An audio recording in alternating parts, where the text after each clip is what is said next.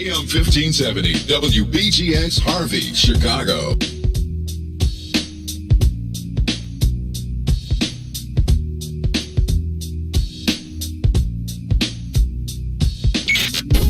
WIIFTV PM.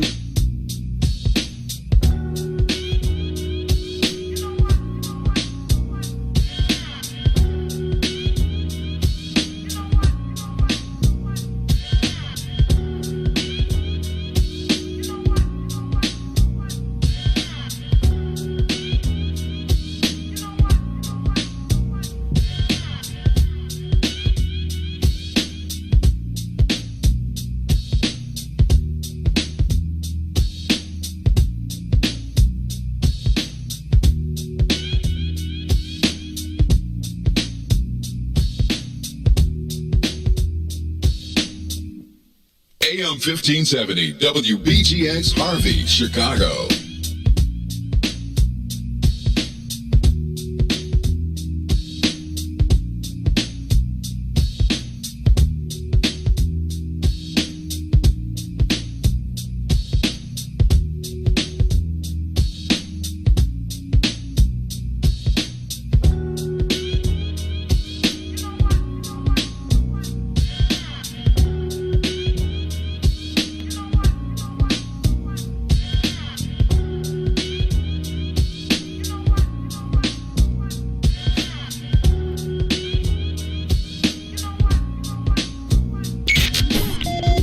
WIIFTV PM.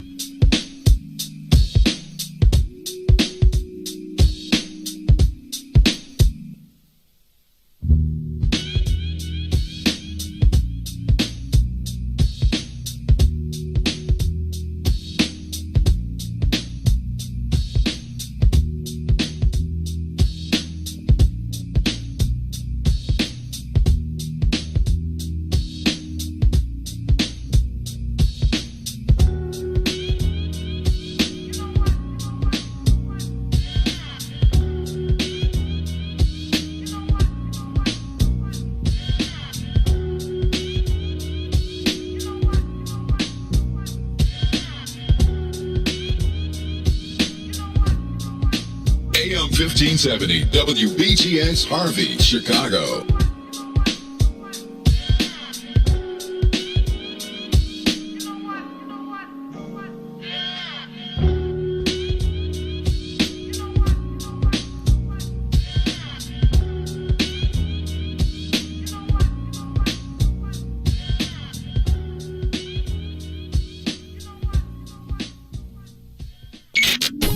WIIFTV PM.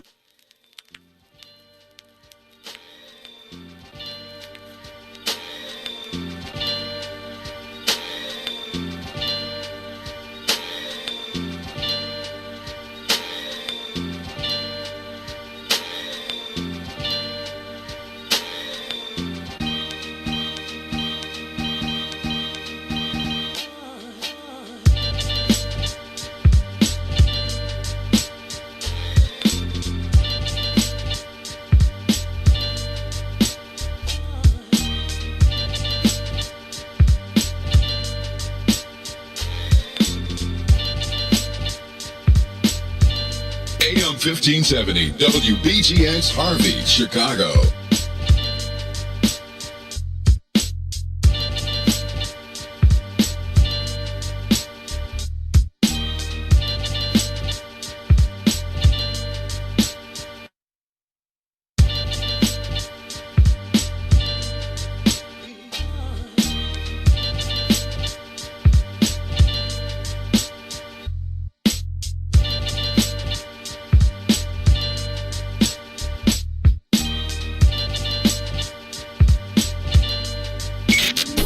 WIIFTV PM.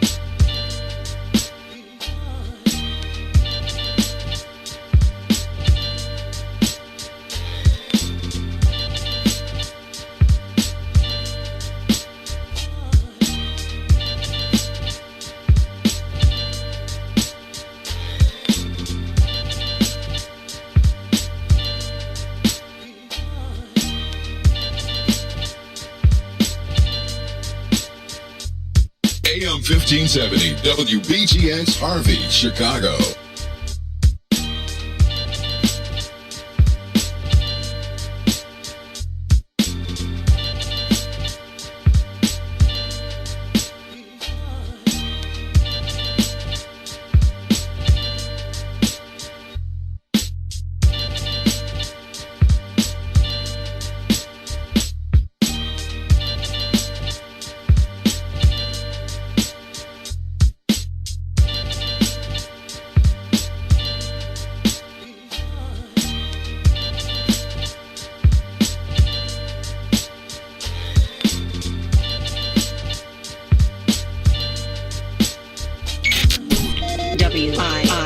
WIIFTDPN.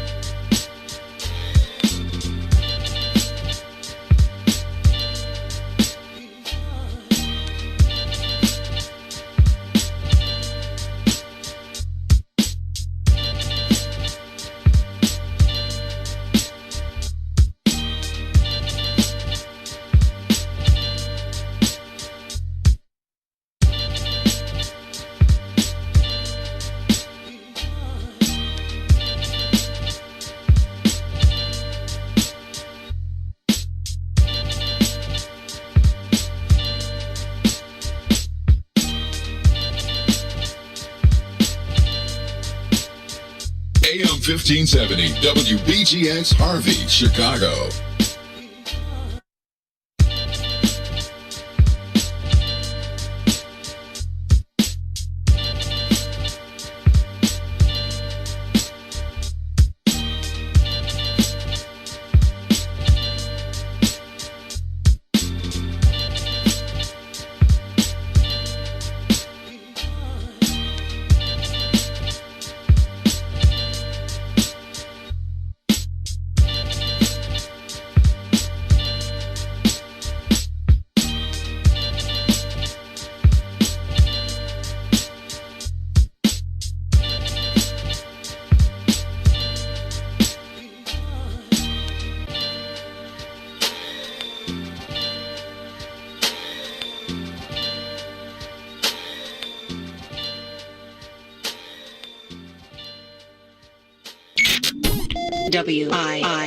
WIIFTDPN.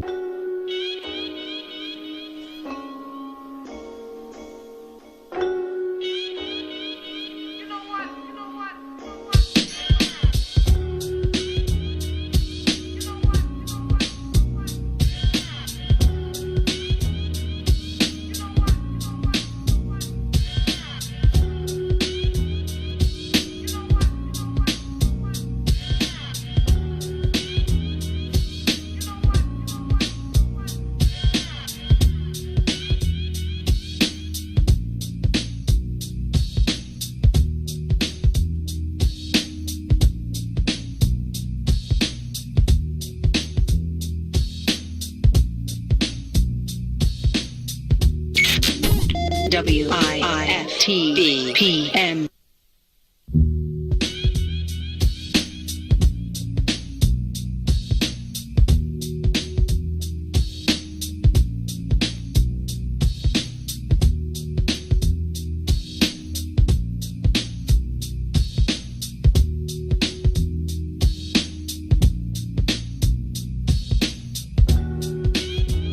AM 1570 WBGX Harvey, Chicago.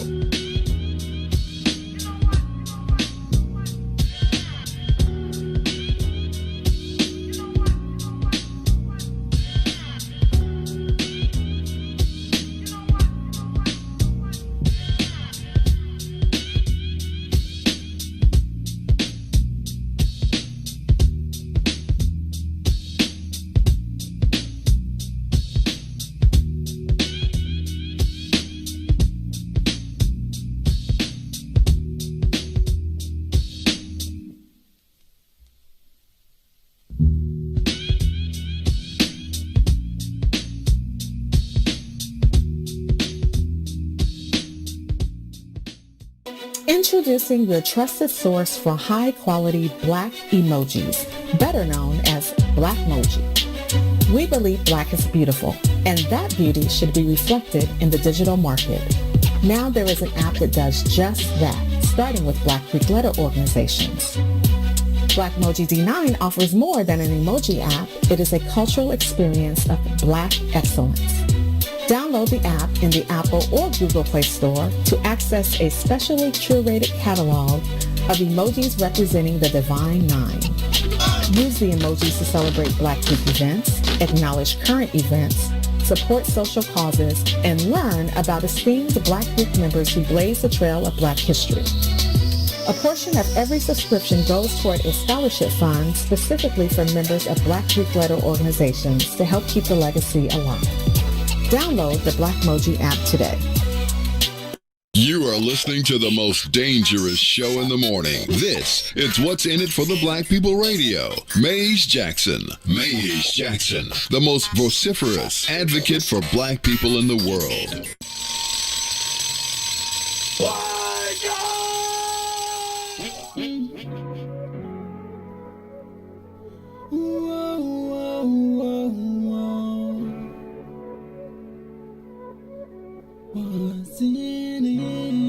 What's in it for the black people? Cause economically we are not equal.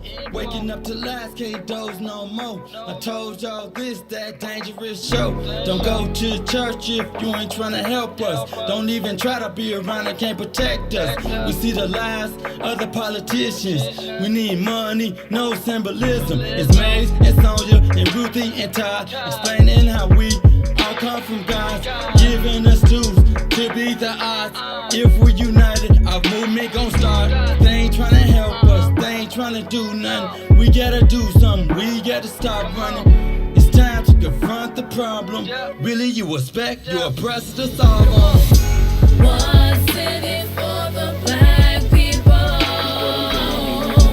All the lies we didn't heard before.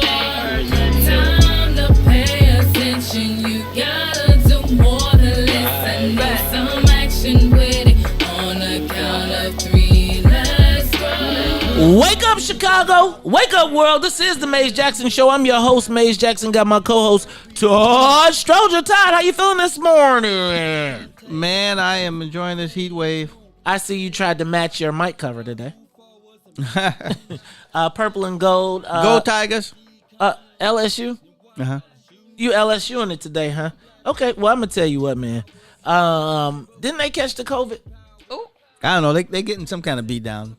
They got. I'm not certain if it's football or They got the that coach. COVID. They got that coach that tall like that, right? That's his name. What's his name, Coach Russell? I can't think of William son. You know, I love listening to him do interviews because he was a cool, came football boy. You know. Yes. I don't know what his name is. We'll find it out though a little bit later. All right, Ruthie Moore, how you feeling this morning? What's up? What's today? Wednesday. Dang, you just out there like that. You just forgot I'm just making it. You just making it. All right, well, dang, Ruthie, well, we gotta help you get better than that. You got to do more than just make it. You got to. Well, you can't say slay it because then you think I'm in the beehive or something. No, but you know what? No beehive for me. Although I must say that I am a Beyonce fan. That's okay. I don't even know how we got there. All right, y'all. This is the Maze Jackson Show. Beyonce's always a good time. All right, this is the Maze Jackson Show. You hear in the background, that is Miss Sonia Escobar. Escobar, how you feeling today? I'm feeling good. I'm going to grab my fan. I miss my Beyonce moments. Yes, that is funny. You know what? It's so funny because that reminds me. I didn't realize that's what was happening. But then I saw that commercial. Did you ever see that commercial where the girl is like, it's glittering and snowing in the background, it's blowing, and then the dog comes in the room and knocks everything over, and it's like it's all fake. Oh yeah. Oh God. Send them stars from my camera. All right, y'all. It's like we all locked and loaded, so let's do this. Let's get this thing up to 60,000 Right, feet. everybody hold on. This Here we go. is the Maze Jackson Show. Up. We are up and away. Hey, Todd, in more bad news for the scare tax, I just wanted to mention this. The Civic Federation opposes the scare tax too. What? You mean all those rich people don't want to pay that? I am so shocked. You know what? I don't like all these federations, and They wouldn't pay him anyways, guys. I just think that my accountant. So my account, what is? First of all, let me ask y'all a question. I know it's ain't on the script, but are y'all getting any of these? Are y'all getting any of these texts from people? It's like 4 Like days. people 4 texting days. you, asking Hi, you to, hi, I'm this is Emily, Stacey, hi. and I'd like for I'm I get one of those campaigning every for- day. You get And one of I'm those, a Ruthie? volunteer. Man, Oh, all the time. Every time I reply back, please remove from list. you gotta reply stop. Oh, I just like Yeah. to say please though, because I know it's a real person, so I just try to be personable. Damn. Oh, it is real. a real person. Oh my goodness, I believe so. The way, have you seen them those slang texts that they be doing? Sonia. I mean, sorry, Ruthie. No. I think it's a real person because It's a real person getting paid, Ruthie. No. That's what I'm saying. It's a real, like, they will legit engage you in conversation. They'll try to answer your questions. Oh, I did one because I got one from Biden Harris. But always get removed from the list officially. They get confused because I'm like. Well, passionate actually, about after black you issues. vote, they usually take you off. If their system is right, now y'all don't know that as black people, but like what they do essentially for most of the voter databases is they load everybody that they intend to vote or they have targeted. And then when you vote, there's a automatic system that notifies every morning. There's a printout of everybody who early voted, and then they remove you from the list. So after you early vote, you should see that decrease. Oh. Like, it's pretty sophisticated. Now, I do agree with you. I texted back. I asked them. I asked Emily or whatever her name was. What did Joe Biden say about the crime bill, and was he for reparations? And she said he approved. He said he would study it, and he said that he made a mistake with the crime bill. Yeah, so that's what she told me on my text. Mm-hmm. But then they said the fair tax text. You get those too? Man, my accountant got one. He posted it on. Shout out to my accountant, CPA David Turner. He got a text about the fair tax and telling them, don't you want to tax those people that make $250,000 a year? They are rich. He was like, a household, that's middle class. Mm-hmm. Right? Nice. Like, that just goes to show you, well, first of all, yesterday I was watching something, and they was like, the average white household makes $72,000. The average black household, Latino household makes $56,000. The average black household makes $42,000, which makes sense why when they send to black people and they say $250,000, you like. My dad's getting the Texas in Oklahoma. I'm just saying, $250,000. That is let me just say that if we see that as wealth, y'all need to meet some white people. It's the Mace Jackson Show. I'm just telling y'all need to meet more white people, cause $250,000. The fact that somebody could even $40,000 for a household annually, average $40,000. Guys,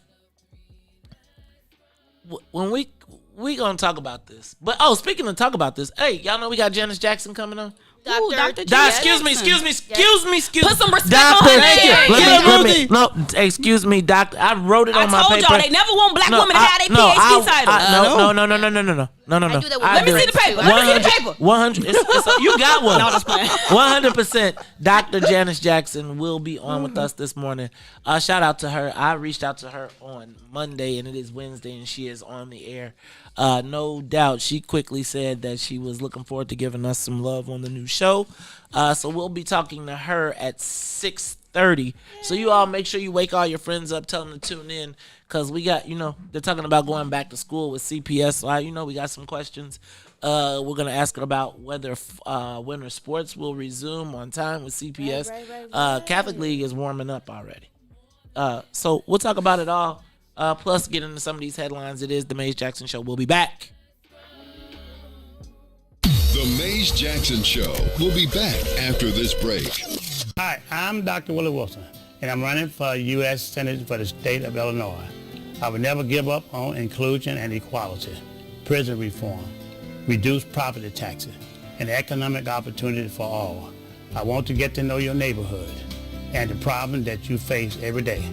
And I want to serve every man, woman, and child in the state of Illinois. A vote for me is a vote for you. Paid for by Willie Wilson for Senate 2020. Introducing your trusted source for high-quality black emojis, better known as Blackmoji. We believe Black is beautiful, and that beauty should be reflected in the digital market. Now there is an app that does just that, starting with Black Greek letter organizations. Blackmoji D9 offers more than an emoji app. It is a cultural experience. Introducing your trusted source for high-quality Black Apple emojis, better known as Blackmoji. We believe Black is beautiful, and that beauty should be reflected in the digital market. Now there is an app that does just that, starting with Black Greek letter organizations. Blackmoji D9 offers more than an emoji app. It is a cultural experience of Black excellence. Download the app in the Apple or Google Play Store to access a specially curated catalog of emojis representing the Divine Nine. Use the emojis to celebrate Black Greek events, acknowledge current events, support social causes, and learn about esteemed Black Greek members who blaze the trail.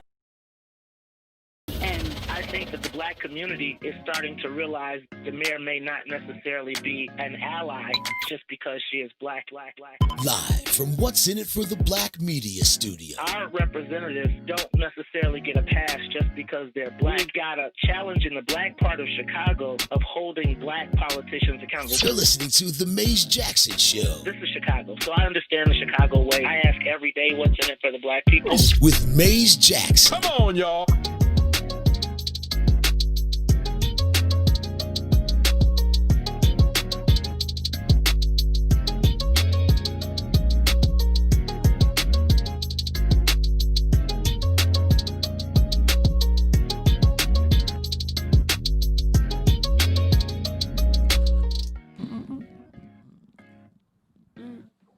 You are listening to the Mays Jackson Show. I am your host, Mays Jackson. Got my co-host, Todd Stroger, Miss Ruthie Moore in the building, as well as Sonia Escobar on the wheels of steel. Hey, y'all, stay tuned. 6:30, doctor. That's right. It's a doctor in the house, and she's sending y'all back to school. Dr. Janice Jackson will be on with us. You know what? So, man, if you are watching us on Facebook Live, if you are tuning in on YouTube, if you are watching us on Twitch, or if you're listening on the TuneIn app as well as WBGX 1570 AM, make sure you are locked and loaded because we're going to be talking to the doctor. Right. Y'all ready? We're going to find out what's going on. But I do need to shout out to Southern University Jaguars. Mm-hmm. You can't come up here with no LSU shirt on and not rep Southern. I ain't got no shirt. Oh, what you mean you ain't got no shirt? I got this from my niece. She left it in the house, so I just started wearing it. First of all, that's the left hand dirty snatch. See, I told you about that, man. I told you about that. I love stealing hoodies. Oh. No, she left. That's like a new thing, stuff. I think. Is that started something I've been seeing something about? You mean like in the real world? Yeah, like people are talking about stealing hoodies and all type of crazy stuff these days. What? Yeah. You mean like breaking in the store window? No, I'm not your friends. I need a boyfriend. Like I think there's this like during cuffing season or something. They're talking about this. I've been seeing all these. Whose season? Cuffing season. Cuffing? Todd, we've been out the game for so long, so we would. Oh, is that when you need to find a girlfriend because it's cold or something? Yeah, yep. They was like, it's a new season called COVID cuffing right now. Yeah, but you've been in the house. You've been locked down in the house. It's all good. All right, y'all. So this is the Mays Jackson. Is that like show. a hobosexual? What is what? A hobosexual. What is a hobosexual? I think I got that one right. The hobosexual is when it gets cold and the man's looking for a girlfriend so he can find a place to stay. Once again, the state of black men. See, Todd, Ruthie gonna be putting you in the quotes again. Hobosexuals. It's too early. All right. Let me run through this. All right. So, the final debate is tomorrow night. President Trump versus everybody's fan favorite Joseph R. Biden. Ding ding. Who you think gonna win? Oh, but check this out. They got a cut the mic program on this one. No, the cut the mic program only works during your opening statement. After that, it's a free for all. Oh man, here we go, y'all. Dude is about to try and get it cracking. I think this is gonna be more obnoxious than you ever could have imagined. I would aggressively hit the mute button. Mute. All right. Hey. Okay, tricky fingers. Whoa. All right. That's what they should do. They should give your opponent the mute button. All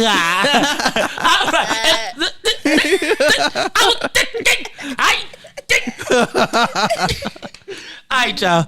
Let me run through this. All right, we got a big budget announcement today. Today, the mayor does her budget. Now, we should probably interrupt somebody's show today.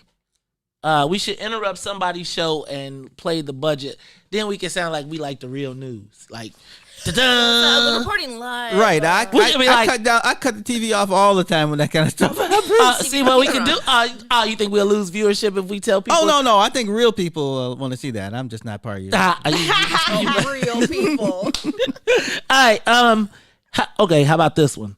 Rod Blagojevich, I got an email from yesterday, a text from my man Mark Vargas, trying to put me up on game. Dr. Wilson, you tripping, man. I know you've been down with the COVID, but you can't be giving the news to Mark to tell me before you, Dr. Wilson. Did you hear Rod Blagojevich is endorsing Dr. Wilson today? No. Oh. I mean, I read it on here, but no. Yeah, he's endorsing Dr. Wilson today. We need to send a reporter. We need to send a camera over there. And we need to send somebody. We need to go live from that. That would be if I epic. had a car. If you had a car, you can borrow mine. No. I ain't got that kind of insurance. All right. Well, Todd, I was going to give you the keys to the whip, man. You can take the Porsche over. Whoa, they'll let you park in the front. Yeah, right. I'll be in Miami. I ain't never coming back. No, let me tell you. Let me tell you, I hate Miami. Miami, no matter how rich you are, no matter how much money you saved up to go on vacation in front, you are still poor. You know you are poor in Miami because Really? You'll pull up in a Porsche and the mug will pull up on you in a Lamborghini with the doors up on you. Like, hi, I'm Average Joe the dentist, black man. Average Joe. It's hot out here for a brother. All right, City So Real. Check it out. City So Real, City So Real, City So Real. Myself and Kendra G from a station that shall remain unnamed, but you hear it all day, every other part of the day. Anyway, Kendra G and I will be hosting a premiere of City So Real episode 5. You all gotta check it out. It's the Nat Geo. Ruthie makes her international TV debut. Nat Geo, we covering the whole, you dig, Chicago mayoral election, what happened, where we are now, and the birth of what's in it for the black people media. Y'all, they got us when we was on the crates. We was on the crates. I was a nervous wreck. Oh, man, we on the crate. Ruthie was in the mic. Ruthie and Tennille, though. I'm going to have to talk with y'all after this. You know how you do some stuff behind the scenes on the camera? So I'm over here snapping like, and yes, and do it. And they like, yeah, he's kind of crazy. Don't put me. Could you? I think they told the writers, Steve and Zach, could y'all make sure that I put my name, because I'm not with him. I'm the one that gets in trouble, but y'all gotta keep on making friends. It's all good. We gotta do it. How about this one? The governor has closed the insides. Inside is closed. If you live in Will County, DuPage, Ruthie's, Triple K3 Kankakee County, or Kane County, no more inside for you. Now, what's up with that? I'm gonna tell you, this pandemic is just. You know what's crazy about it is everybody always, they keep overusing the word science, like both sides. Like, and so I don't really know. There's nothing better than what you called it, kind of science. It's kind of science, right? I use air quotes. I'm rocking with the kind of science, though. I'm telling you, I'm rocking with the kind of science because I don't think anybody knows, and I think that society is on a rapid downgrade. I'm just telling you, man, people are losing it. If you close the inside of places down in the winter, how do people got to stand in line to get things? White people are. You know, they like, this isn't cold. They're going to be outside in shorts. They're going to be waiting outside with cargo shorts and flip-flops.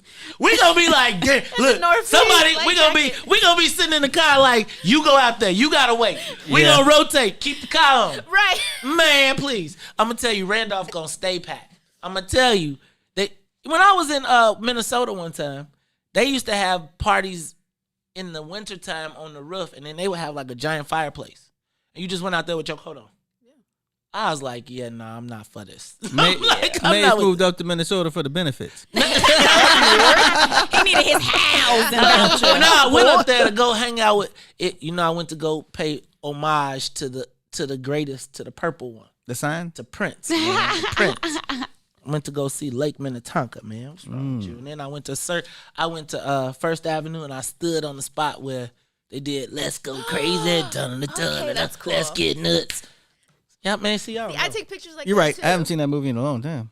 Man, I can quote Purple Rain. Do not watch Purple Rain with me because I will quote it. I told you I thought I got all my game growing up as I thought I was a combination of Prince and Morris Day. Oh. So I told you I would stare at a person and they'd be like, "Why is this dude staring at me?" And then instead, and then I would come around and say something real ignorant, right? Like Real ignorant. either somebody put something in my drink or you the finest one I done seen. Excuse me? Have a good day. You look very nice tonight. Anyway, man, Purple Rain, I told y'all, that's why people still say, what's wrong with that guy? You know, it's a good thing I had an expense account, right? Oh, because I probably kept my mouth shut most of the time I was at MV with Dawn when I was dating Carrie. So I didn't have a lot of time to say dumb stuff. And we went to a lot of concerts and a lot of music, right? So I didn't have a lot of time to put my foot in my mouth. All right, did y'all see the story about the women that's drugging the men? Yeah, them two women. Them two women from Milwaukee. No. Mike Love and his people. Mike Love and Get Your Girls. Drugging the brothers. Look, it's the Mays Jackson Show. When we come back, y'all, I think she is in the building. I think we got the doctor. She got triple type. Dr. CEO. Do you do doctor? Do you do CEO doctor or Dr. CEO? Janice Jackson is in the building. She'll be with us in a minute when we come back. Hey, y'all, this is the Mays Jackson Show. I'm your host, Mays Jackson. Todd Stroger, Ruthie Morris, Sonia Escobar. We'll be back. The Mays Jackson Show will be back after this break.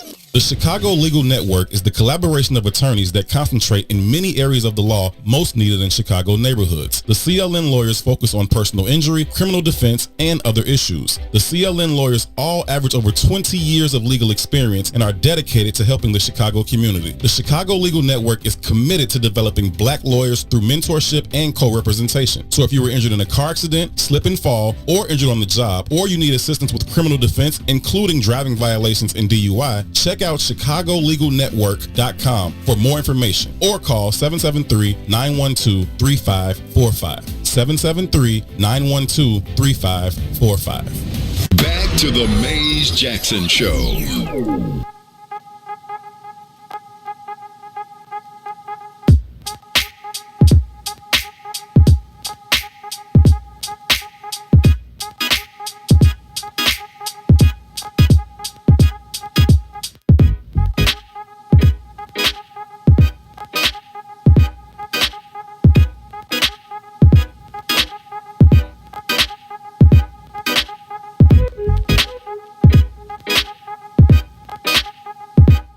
You are listening to the Mays Jackson Show. I am your host, Mays Jackson. Got my co-host, Todd Stroger, Miss Ruthie Moore, and we got on the live line, we have the CEO. And I don't know if I'm supposed to say CEO first or doctor first, but I just know, do y'all remember it was a time way back in the day when we had the good Reverend Dr. We Shall Overcome Forrest Claypool, who was... let me stop. You know what? I'm not going to even go there. Let me do this. Let me just say that we are thankful to have one of our own in the spot, in the place, in the building here today, representing. And you know what? I'm going to tell you. Even though, I got to say this, they got to get you a taller podium. They got to get you a taller podium because the microphones be a little low sometimes. But I'm going to tell you, there's nobody that I feel more confident when I see them talking about the safety and well-being of black children in Chicago. Welcome to our new home, the CEO, Dr. CEO, Dr. Janice Jackson. Welcome to the show, Doc. How you feeling this morning? I'm feeling good, Mays. How are you? Great.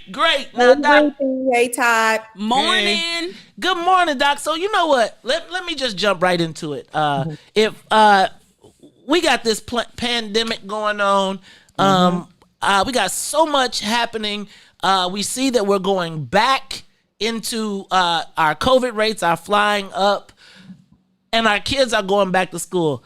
Doc, I'm gonna tell you, if it wasn't you, I look at you as like the Anthony Fauci of black children at the schools. So I'm gonna trust you, but I gotta understand, how does this work, and how are we gonna ensure that black children are safe when they go back to school? I know you got all, but I talk to the black people, so talk to us. No, I appreciate the framing of the question. And Maze, let me first start by saying congratulations on your new spot. I was excited to get over here and show the team some love. What I do want to say, though, is my thinking is squarely focused on Black children, the most vulnerable students in this school system and in every school system across this country. Now, let me say this. Responding to COVID-19 is the biggest leadership challenge I've ever faced as a school administrator. There are no easy answers, and things change every day. The plan we've been working on for weeks, and then we saw a spike come. This is where we stand. When I look at the data, we just released our enrollment for this year. CPS lost 15,000 students. I was holding my breath because I didn't know if we were going to be able to say we're still the third largest school district in the country. Luckily, unfortunately, this is a challenge across the country. But when we see that 15,000 student drop, guess where that drop is coming from? It's coming from our pre-K students, mainly Black, despite all of the progress we've made with getting more Black students into pre-K programs early on. 10 years ago, it was more likely that you would be white and middle class if you were in a pre-K program. Because of our investments and policies, we flipped that. What I'm seeing with enrollment and attendance is that the very students that all of us say we're most concerned about are not getting a quality education. When you look on TV and on Twitter and you see these beautifully set up learning spaces and homes, that's not happening in the homes of many of our students, not the students we serve CPS. Most of our kids, their parents are essential workers. They've been working the whole time. So they're working, their kids are at home trying to navigate remote learning alone, and it's just not fair. So, Doc, talk to me about what are the processes and procedures that you are going to put in place, knowing that we are seeing a spike in COVID. And let me just say that I 100% empathize as a parent, as well as after seeing the story of the young girl who was assaulted at home. Oh, wow. I think Ruthie hit on the head that talked about the fact that schools mean so much more to the children in our communities. Help me understand how we are, the role that what we're going to do to make sure our kids are safe. I'll say a couple of things. One thing I do want to lift up, there was an article in Politico, not to give out another medium, but I would encourage people to take a look at it. It talked about a student and it followed their experience, and the things that you're pointing out, that Ruthie pointed out, that's exactly what I'm worried about. Many of our kids are not at home socially distanced. Their parents are out working because they have to work and they're being exposed. But what we're going to do is the following. Number one, temperature checks, pre-screenings before you come into any school building. Everyone's going to wear a mask. And our plan is a hybrid plan that allows for proper social distancing in the schools. The good news is CPS, we went all remote at the beginning of the year, which was a hard decision to make for me. Everybody knows August was a tough month for me, but it was the right decision at that time. We have watched other school systems across the country go back, and we've learned a lot. Yale just put out a study that showed that schools and childcare centers are not the super spreader places that people thought that they would be. Dr. Already, who just did a press conference with me, talked about the fact that you're more likely to get it from somebody that you know when you put your guard down. But when you put these three mitigating factors in place, a mask, social distancing, proper hygiene, you can mitigate the risk of spreading COVID dramatically. So we're going to have that in place. For some of our students, like our special needs students or EL students, where the teachers and SECAs have to interact very closely with them, they're going to get extra PPE like the shield guards, etc. But if you think about a student in our cluster program, those are our most severe and profound special education students. Their parents are at home working with them every single day, all day. They're not getting access to the nurses that they need, the speech pathologists, the physical therapists. This has been going on for 7 months, and those parents need support. So we're going to put safety plans in place. But guess what? If you don't feel comfortable, you can stay home and continue doing remote as well. So it's something in there for everybody. Ruthie? Good morning, Dr. Jackson. My question is related to pre-K. How can we know little kids eat boogers, they share toys? How are we going to ensure that the most vulnerable young people who might have special needs or who might be pre-K, how are we going to keep them safe with basic protocols like hand washing and masks and things like that? I would actually argue that schools are the best place to do that, especially in our community. Our schools provide a lot of services, as you pointed out at the top of this. And if our students, imagine this, right now our students have been out of school. Who's teaching them all of these protocols that you just talked about? A lot of times those practices come in place in schools. We've had child care centers open. We've had the park district open throughout the summer. And the students that have done this, that have participated in those programs, they use the protocols. You know, I was a teacher. One thing I know about kids is that they learn quickly and they're resilient. It's usually the adults that you have to spend a lot of time, poking and prodding to get them to change their behavior. But, children, elementary school kids, pre-K kids do all the things that you just said. But you know what I would argue? If we don't, we've invested so much to level the playing field with pre-K. If we lose that, I'm afraid, and I'm not trying to sound dramatic, I'm afraid we're losing a generation. We can't, and we have to do this work. We have the resources to do it. We're expecting more resources from the federal government, but I don't want to throw in the towel. I want to be safe. I have kids who are in the system, so I want them to be safe and go to school and be, and get an education. But I also know that I'm uncomfortable with saying kids are going to be out of school until we get a vaccine, and then until everybody trusts the vaccine, until everybody takes the vaccine. I mean, that's a long time. And if we're really concerned about leveling the playing field, our kids need to be in school. The last thing that I'll point out is that when you look across the country, 75% of white students are getting in-person instruction, some form of it. That drops to 50% for Black and Latino students. I don't know about you, but my entire experience as a Black person is if white people are doing something and Black people aren't doing it, we're probably getting the short end of the stick. That's all I'm saying. You've been listening to this show a little bit. All right, Ruthie, you got a follow-up. I have one more question for you, Dr. Jackson, and it is related to the teachers union. And so it seems like the teachers union is like skeptical. They like, no. So how do you as the CEO balance some of the concerns of the teachers union but also balancing the needs of our most vulnerable young people?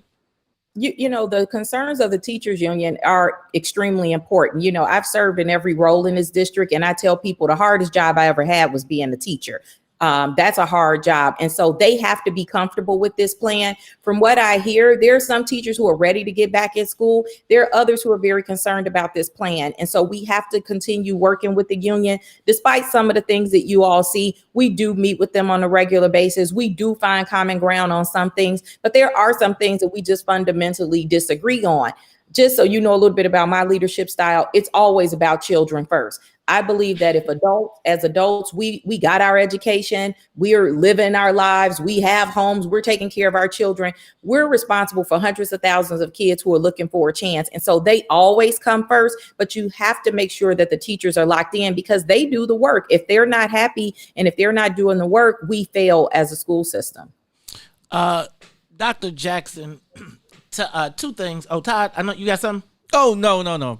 I think it can be done. That's all. Okay. I believe in the controlled environment. I saw that, I think what she's making me think of is, I don't know if you all have seen that video on social media where in Asia, where the Chinese kids, they come in, the teacher welcomes them, they spray their hands, they do their thing, and then they walk on through, and you like, dang, they get their mask, they dump it. So I think that you can teach children routine, and I always think about everybody. My teacher always like, did you wash your hands? Did you wash your hands? So I think we can probably teach the youth. Two things before I know you got to go. The first thing is, this weekend I was out. Well, I wasn't out, but my son was invited to play in the Pangos tournament. And it basically was showcasing all of the top basketball prospects.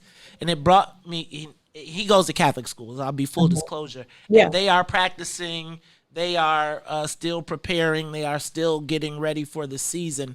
Where are we with winter sports? We had Coach Rob Smith on yesterday from Simeon, and he was expressing that his number one concern was that the children be safe and that safety be a priority. But he knows that his children, who have a lot of challenges, are playing elsewhere in sort of like underground leagues. Will there be winter sports? Yeah, so we had fall sports. Now, of course, one of the biggest sports, football, didn't happen because of the contact, and we had to follow the guidance from IHSA. We're waiting for direction from them, but we want to see our kids play just like we want to see our kids back in school. We have to do it safely, and that means we got to hear from the experts about how we can do that. But I think what he pointed out is accurate. A lot of kids are doing stuff anyway. I know, whether it's the underground leagues or like my kids, they're in club leagues, so we're paying to keep them active. To the point I raised earlier, when we do it safely, I think we can do it. I want to be clear, CPS is a part of IHSA, and we have to follow IHSA's rules and whatever the governor says about this. But we have started our, identifying our coaches if schools didn't have them. We'll be talking about conditioning, how they can do that safely. But we've started to plan in hopes that we will get the green light for our kids to be able to participate. Dr. Jackson, and before you go, and I just want to thank you for taking time out of your busy schedule and getting up so early. Definitely. So early. And you know what I've been noticing? You put it together for early in the morning. You was ready, hair whipped. Y'all can't see it if you're not watching online. Go back and check it out on YouTube or Facebook. But today the mayor delivers her budget address, and we see that there is a potential that they are going to shift $50 million back to CPS. How do you plan on addressing any of those potential budget shortfalls in such challenging economic times? Can we expect that CPS will be levying a property tax increase as well? Well, just to be clear, those costs that are being shifted to CPS are also coming with dollars to support. What's complicated about this is the city for a while paid for services directly for the district. It's on their books, but the services come to us. And so it's really an accounting maneuver more than anything. So we will be receiving the funding. That's not my biggest financial concern. Our biggest financial concern is being able to educate students and the additional costs related to bringing kids back in the COVID environment. So the PPE that I talked about earlier, the extra staff, for example, custodians and substitute teachers, that's where we're seeing a lot of our costs go up. And, we haven't talked anything about levying new taxes. I'll let the mayor talk about what kind of taxes. I just spend the money. I don't charge people. And I'll just right. Stay viable. Yeah. No, that's where we are on that. So I just want to be clear. It's not a new expense for us. It's on our books, but the mayor has given us the money to cover those costs, and we appreciate that. Okay. Hey, so before you go, what is it that you would want? First of all, what can we do as What's in It for the Black People Media? We got 12 hours of programming every day. So we want to be of an assistance in helping you communicate, particularly with the Black community. We're reaching about 600,000 people. So we want to extend that. Additionally, I want to know, what can our listeners and viewers do to be supportive and to help support our children through this time? I will say a couple of things. I think the first thing you're already doing, and you do it naturally, which is to bring the information to the people. I think our people, need information, and you know how it is. We only take it from certain people that we trust. So if I don't trust you, you could be reciting the cure to cancer. I'm not listening. So I think you're a trusted source. People listen to you, sharing the information, raising the issues. People are worried and concerned about this, but I think the more we educate people on how to prevent the spread of COVID, the more comfortable they will be venturing out beyond their bubble or the activities that they've become comfortable doing. I think the second thing is we really have to lift each other up. One of the things that I've been saying is this is a time, I think in the beginning of COVID, people kind of were like, I got to take care of my own. I got to take care of what's happening in my home. And that was real because it felt apocalyptic. But I would say now, everybody needs to reach out. Even in my family, I have relatives who, maybe their moms are younger, working, struggling. Come to my house. My house can be the remote learning house, or I'll pick up the kids. No, don't bring your kids over here. I saw your eyes. You can have remote learning, checking in on them. So if your kids are straight, help somebody else, because there are far more people. I met a grandmother who was funny coming out of a school. She told me, you owe me a check. She was joking, but half serious. And she said that she is doing remote learning for 7 kids every day because her, for her great grandchildren, because her grandchildren, one works at the airport, this one works at the grocery store. And so there are so many of those stories, and we got to support the people who are out here trying to make it work, because we know a lot of our family members and community members don't have the resources that other people have to do this. Dr. Jackson, we want to end with a fun question. So you are Chicago. So Chicago. Do you say car or car? It's car. She got a doctorate. She better say car. Let me answer that one. You already know. Look, I'm on record saying car. I can't even pretend. You all not gonna have me answer this question car and then play 15 videos of me saying something else. So no, I was gonna say, Maze, 2 things. One, I don't know if you noticed we got on the same shirt, so definitely feeling your swag today. I was saying I'm gonna order these in every color because it keeps everything simple. I'm a turtleneck person. I don't know why people be trying to diss turtlenecks, but turtlenecks I live. And then the second thing I was going to say earlier, when you guys were joking about CEO, some of you might not, maybe all of you are old enough to get this, but my husband, he doesn't call me CEO. He calls me CB4 from the old movie. You know what they've been running that lately? It's been coming on Showtime lately. I love CB4. You know what, Dr. Jackson, that is why we all love you and appreciate you, and we are so happy that you got the spot. Look, we want to make sure we are part of the solution, so please, we know we can't get you all the time, but if we can get LaTanya McDade back or on a regular, so as this thing is going on, we can be updating our parents. She has a great relationship and rapport with our audience as well. Thank you so much. And also, that new PR guy, I can't think of his name. He got a number, but let me tell you, that dude is thorough. Thorough. You got a squad. That's all I got to say. So I just wanted to say thank you for taking the time out today, and we appreciate you so much. All right. Thank you. Bye. Thank you. All right. Good day. Hey, y'all, that is the one and only Dr. Janice Jackson. Hey, y'all, it feels good to be back on the map. You know what I'm saying? It's like, it feels good to be back on the map. So what y'all think, man? I think she is so intelligent. Not to say Kyle. She is. She know us well. Because I was gonna be like, give me the Kyle. No, I'm gonna tell you. My daughter's doing CPS because of Dr. Janice. Huh? My daughter. That's why I feel good about CPS, because she is leading this. You know what? It's like, to be real. You know what I think the challenge is for her right now, and I'm gonna just tell you, and then we're gonna go to the break, because I'm looking at all the. Rule number 1 in the book, 48 Laws of Power. I know. Never outshine the master. It is performances like that. We must pray. Let's continue. This is the Maze Jackson Show. We'll be back. The Maze Jackson Show. We'll be back after this break. I'm Dr. Willie Wilson. Tax burden of the average middle class American goes way beyond income taxes. There are sales taxes, real estate taxes, gasoline taxes, and many, many more. As an international businessman, I know that by reducing the billions of dollars we give to other countries, we could help fund our own country. We need to rethink our tax laws and lower the taxes for our own citizens. Are you curious to explore the intellectual currents that channel our thoughts and frame our reality? Have you ever meditated for relaxation and accidentally discovered the universe in the process?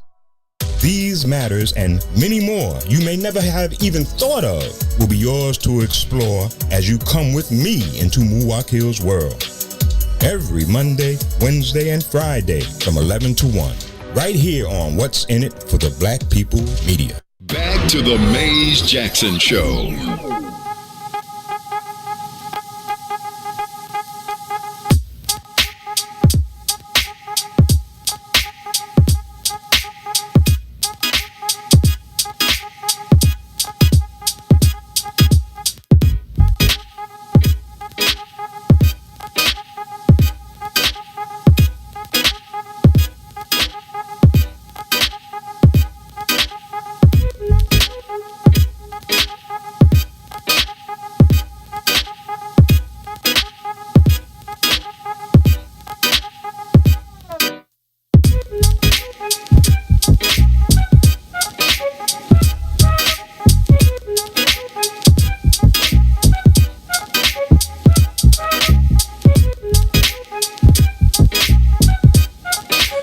Listening to the Mays Jackson Show. I'm your host, Mays Jackson. Got my co-host, Todd Stroger, Miss Ruthie Moore. Hey, y'all, we started out strong this morning. Strong. Huh? Hey, man, we started out strong this morning. The CEO, Dr. Janice Jackson, on live, the Mays Jackson Show. Ruthie. Yes, sir. You at the man. Dr. Jackson, man. She cool. It's like, what high school did she go to? We should have asked that.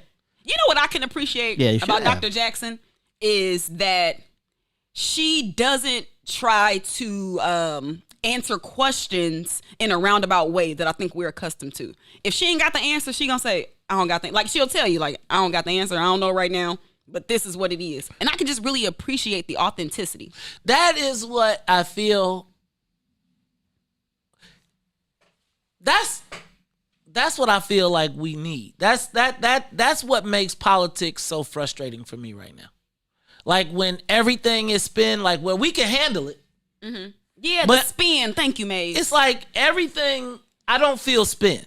Like I feel like we getting a straightforward dope, right? Yep. Like she talking like she to me sounds like a black woman with black kids who is having all the challenges that we all having. Mm-hmm. Right? Yeah. She was like, I got to pay to put my kids in a sports league because I got to keep them active because everybody's trying to figure it out. And I felt like she was in the same battle we're all in.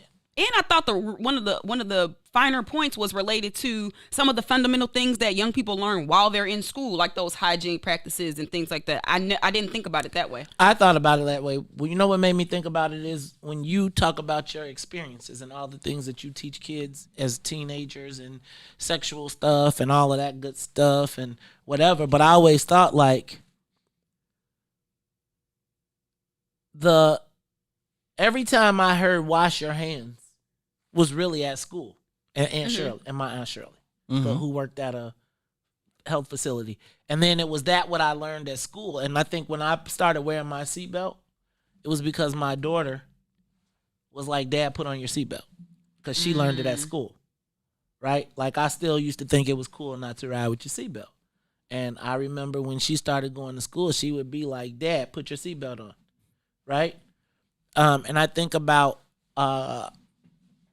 the things that are instilled, you know, they say instill it to you as in the youth.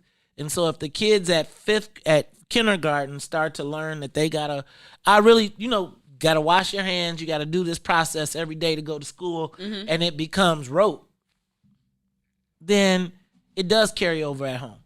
Mm-hmm. And I'm gonna just tell you, that story about that boy, it just, that in and of itself was enough to make me just say, send the kids back for safety purposes.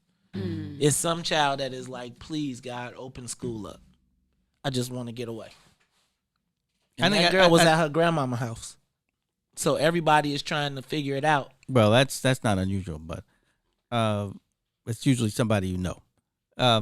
But my mother used to teach third grade, and she'd say she started the day with cleaning certain kids, feeding certain kids. You know, they just didn't have that at home, so that was how it started the day before they even got into instruction. Yeah. I remember it was a kid when I went to A.O. Sexton and brought tuna fish to school in his pocket because he didn't want to run out. Yeah, it was ill, but he sure was eating it, and it was like, ugh. Yeah. Okay, but can I?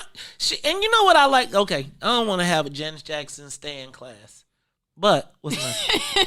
Let's love on her a little bit more. Okay, well, I first of all, I appreciate the fact that she was up, prepared, and ready for us. Like, she was actually early on time and gave us, like, literally, I reached out to her on Monday. She was like, I reached out to her on Monday at 2:00. By 3:30, her PR person had hit me back. He sweated me all day yesterday, and we had her on this morning. She wanted to come on at 6. I was like, you got to let me open the show. Good Lord. Right? But no pushback. She was like, yeah, I'm happy to be there. Right? And we know that we got to build our relationship with CPS is important for us to make sure that our children are going to be safe. And so what I want to do is just make sure that we have an open pipeline of information to our listeners, community, and viewers, and get some open dialogue. I felt the same way about LaTanya McDade, which is her number 2. I don't know if she's doctor, so I'm going to just be like, kind of doctor.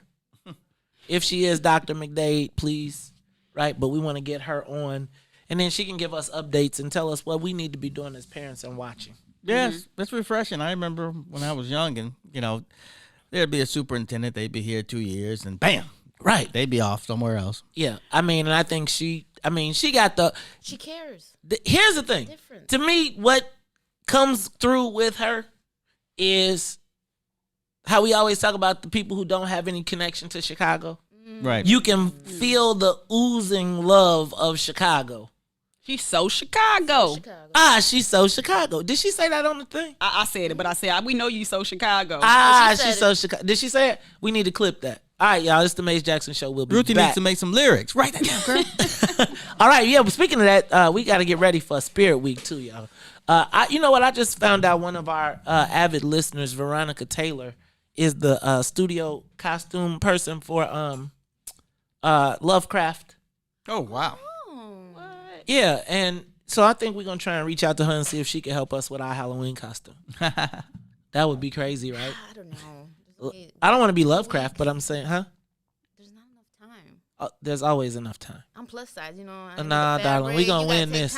We invested in this one. We going to whoop all of these people for Spirit Week. Hey, it's the Mace Jackson Show. We'll be back. AM 1570, WBGX Harvey, Chicago. WIFTBPM. Introducing your trusted source for high-quality Black emojis, better known as Blackmoji. We believe Black is beautiful, and that beauty should be reflected in the digital market. Now there is an app that does just that, starting with Black Greek letter organizations. Blackmoji D9 offers more than an emoji app. It is a cultural experience of Black excellence. Download the app in the Apple or Google Play Store to access a specially curated catalog of emojis representing the Divine Nine. Use the emojis to celebrate Black Greek events, acknowledge current events, support social causes, and learn about esteemed Black Greek members who blaze the trail of Black history. A portion of every subscription goes toward a scholarship fund specifically for members of Black Greek letter organizations to help keep the legacy alive. Download the Blackmoji app today. What's up, good people? This is Herb Howard, one half of I Said What I Said. Make sure you tune in every Monday, Wednesday, and Friday, 1 to 3 p.m. right here on What's In It for the Black People Media. It is intellectual thuggery at its finest. The Blackest Conversation, Herb Howard, Tucson Warner, Monday, Wednesday, and Friday right here on What's In It for the Black People Media, 1 to 3 p.m. You are listening to the most dangerous show in the morning. This is What's in It for the Black People Radio. Mays Jackson. Mays Jackson, the most vociferous advocate for black people in the world.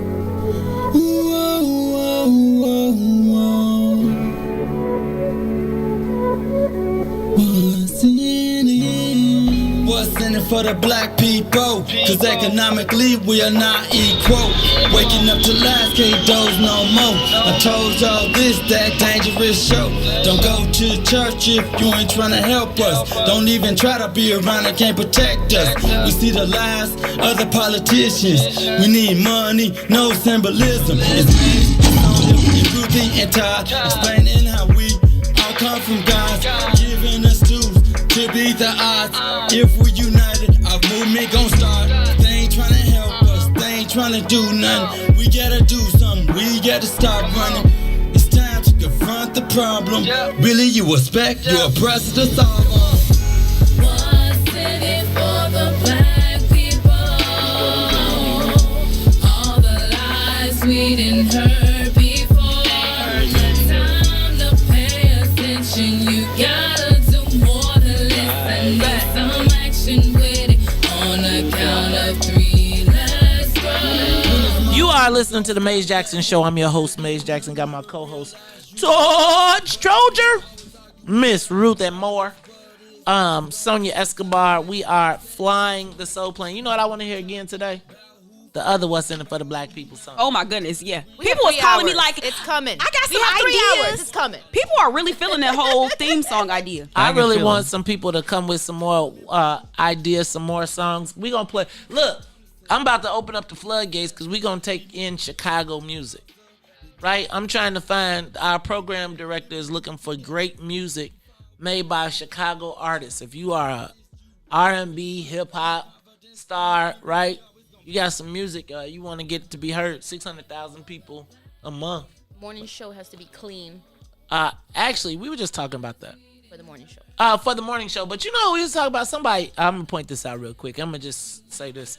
And we can talk about it. So I am pretty open to, this is not on the script again. But I feel like we just talking amongst each other. So, I got a few emails yesterday. Kids in the room. People calling me, people saying, hey man, we love the network and we want to listen all day. Like we would even just keep it on in the background. But we got kids in the house because we all, and at home, while we would support you, we got kids. And sometimes when the filth starts flying, it makes it harder for us. And so Mays wasn't the HE double hockey stick. Thank you. Whoa, What are you talking about? Man, don't be asking me no like So I was just thinking, that it we got some philosophical discussions. Cause I don't, I was just thinking like well, you know what? We'll talk about it later. We'll talk about it on the break. Okay. Let's talk about it on the break. Okay. I want to hear. I bet you guys want to hear what goes on in the break. Well, soon you'll Don't bring the breaks back. Yes, bring the break Why, back. Ruthie? I already struggle with this untraditional radio format. What? I'm supposed to be heard, not seen. Oh no, Ruthie, you supposed to be seen. You see Ricky be looking at you in the morning like Ricky better pass one of them sons. Hey. All right, y'all. Hey, Boosie, thank you for staying on all day too. We appreciate it. How many people we got that stay on all day?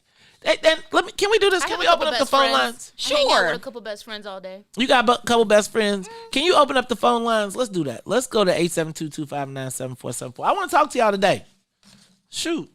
Ring up the phones. Give us a call. I feel like talking because I was just thinking, and Frank, we know you going to call. Frank!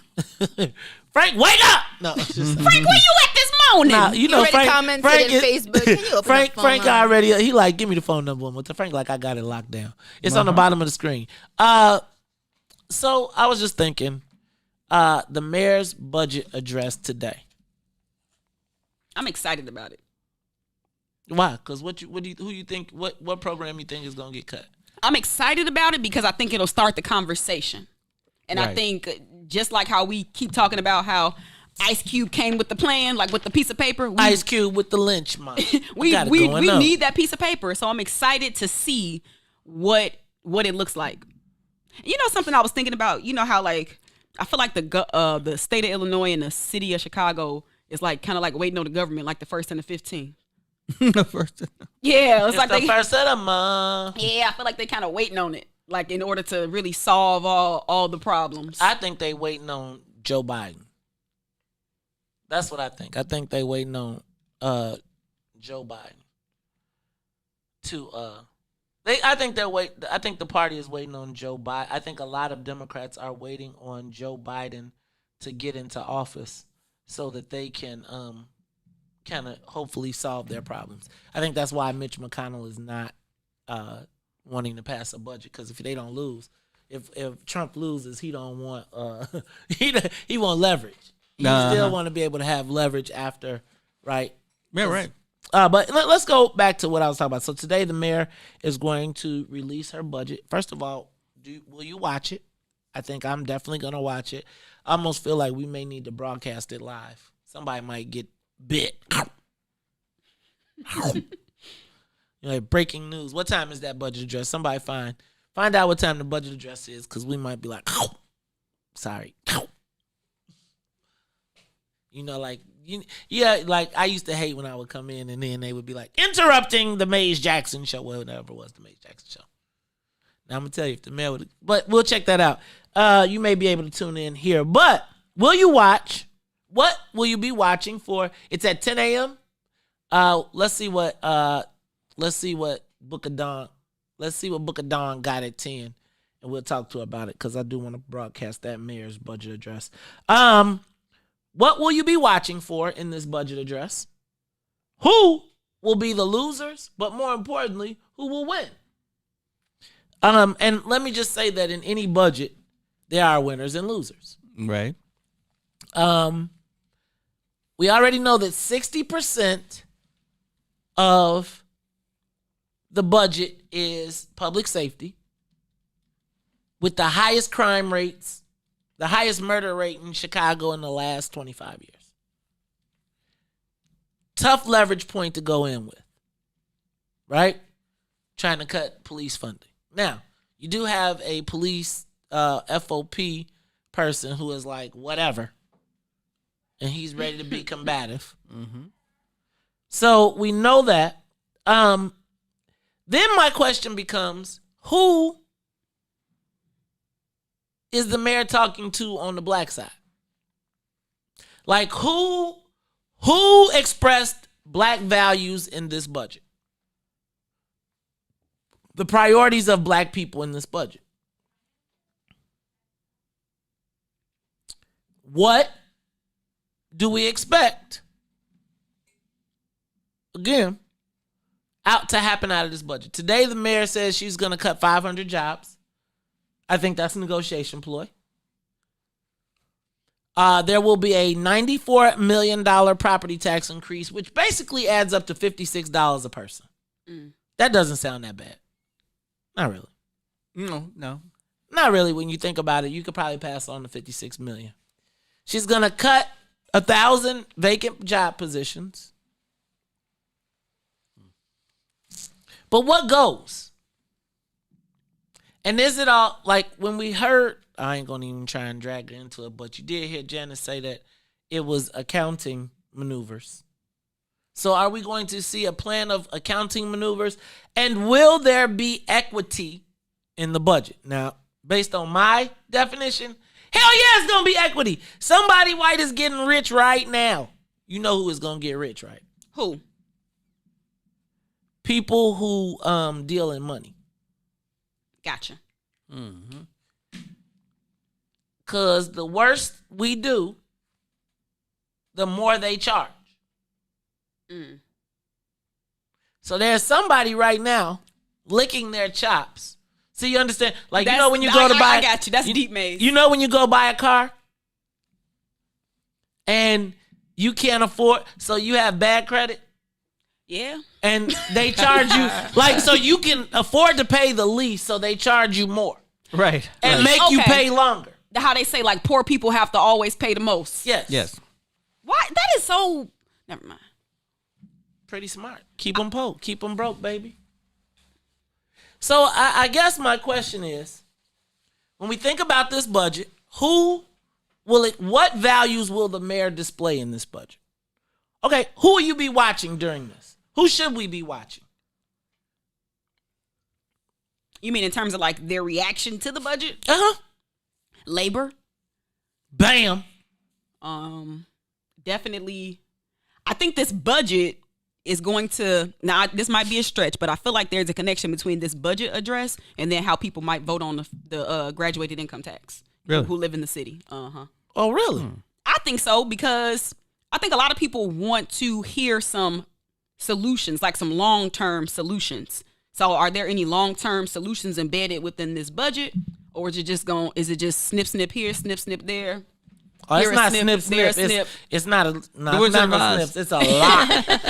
They lopping. They cutting. They got to use a sword. To get to 1.2 billion, you ain't using no scissors. You're using a sword. I think that's wake up. Wake up, everybody, no more sleeping in bed. I think it's going to be an emotional budget hearing.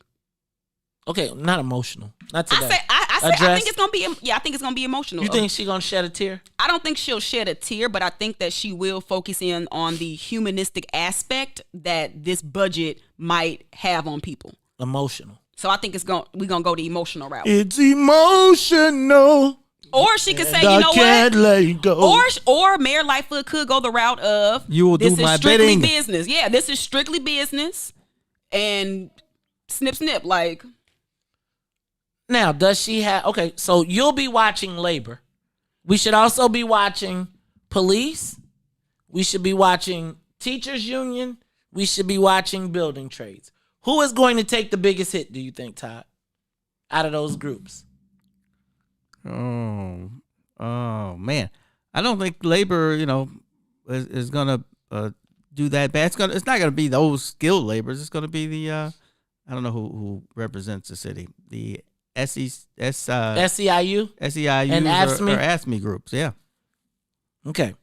Which is mostly clerks and, which lower, would then be lower paid positions. Which would be probably the black occupied positions. Yes, it will be, yeah. White men will be protected and white women in business will be protected. Oh, no. Because I think that the world is watching. They've been watching. But now the world is really watching. So if we see all that those jobs are disproportionately impacting black people, I don't think it's going to go over too well. So they're going to have to spread that pain out. No, it ain't like cannabis. They got to spread that pain out. I think Mayor Lightfoot is going to spread the pain. No, white people don't feel that way when it comes to money. I got hope. She going to spread the pain out. You still hoping, huh? What did you say about hope? I'm still hoping for cannabis equity. And the way that it's the last hired, first fired, which tend to be people who black like people, us. Right? Yeah. All right, as the phone line's open, give us a call 872-259-7474, 872-259-7474. All right, so I'm gonna be watching the aldermen, particularly the caucuses. I think the most vociferous caucus will have the least votes, that being the Democratic Socialists.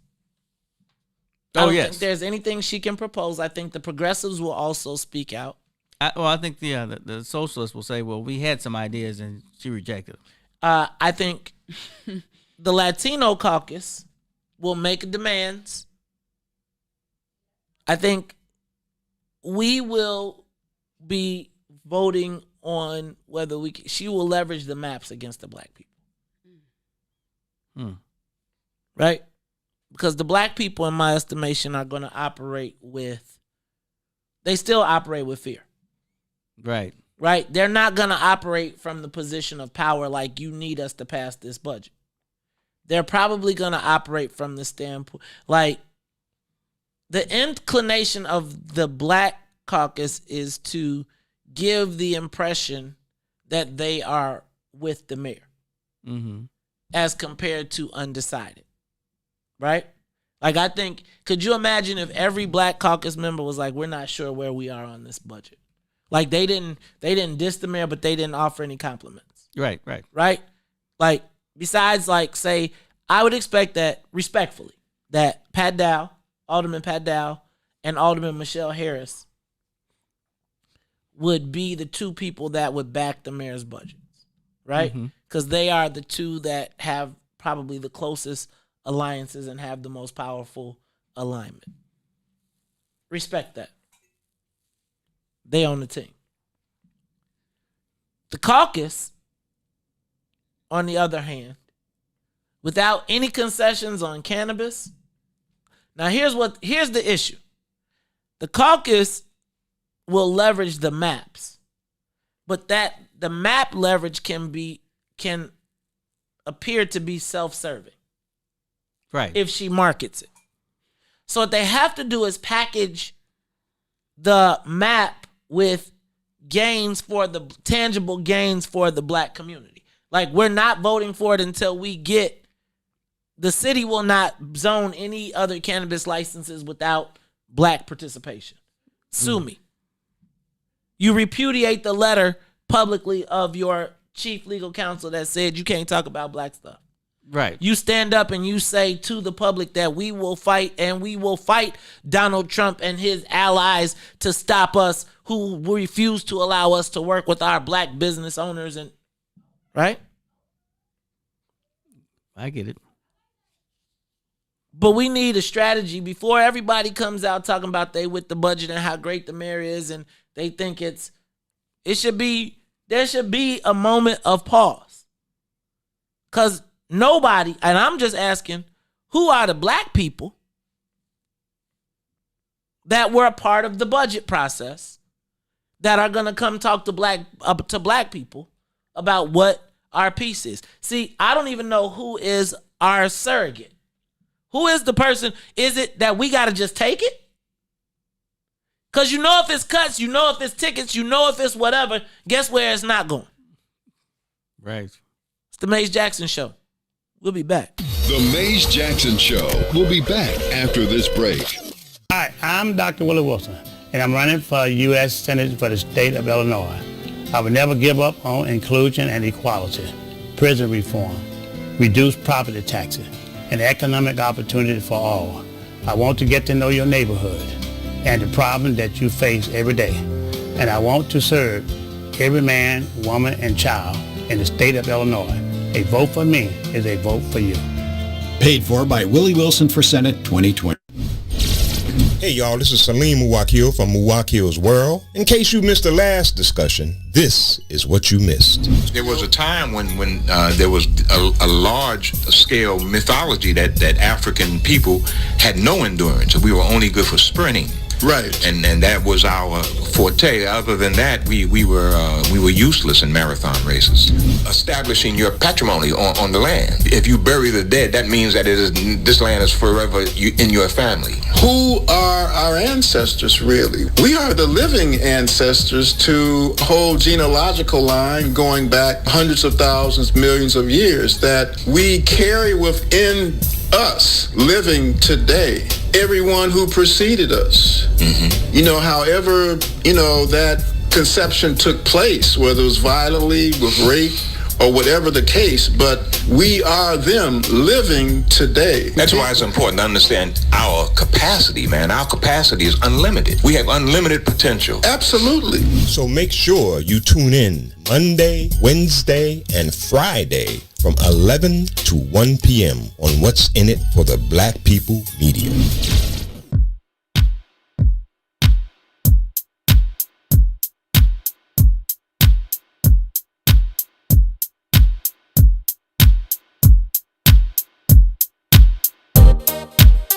What's in it for the black people? What's in it?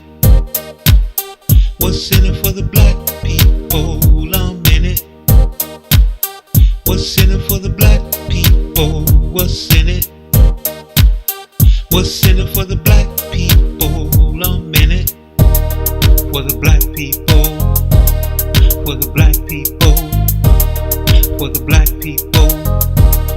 For the black people. For the black people.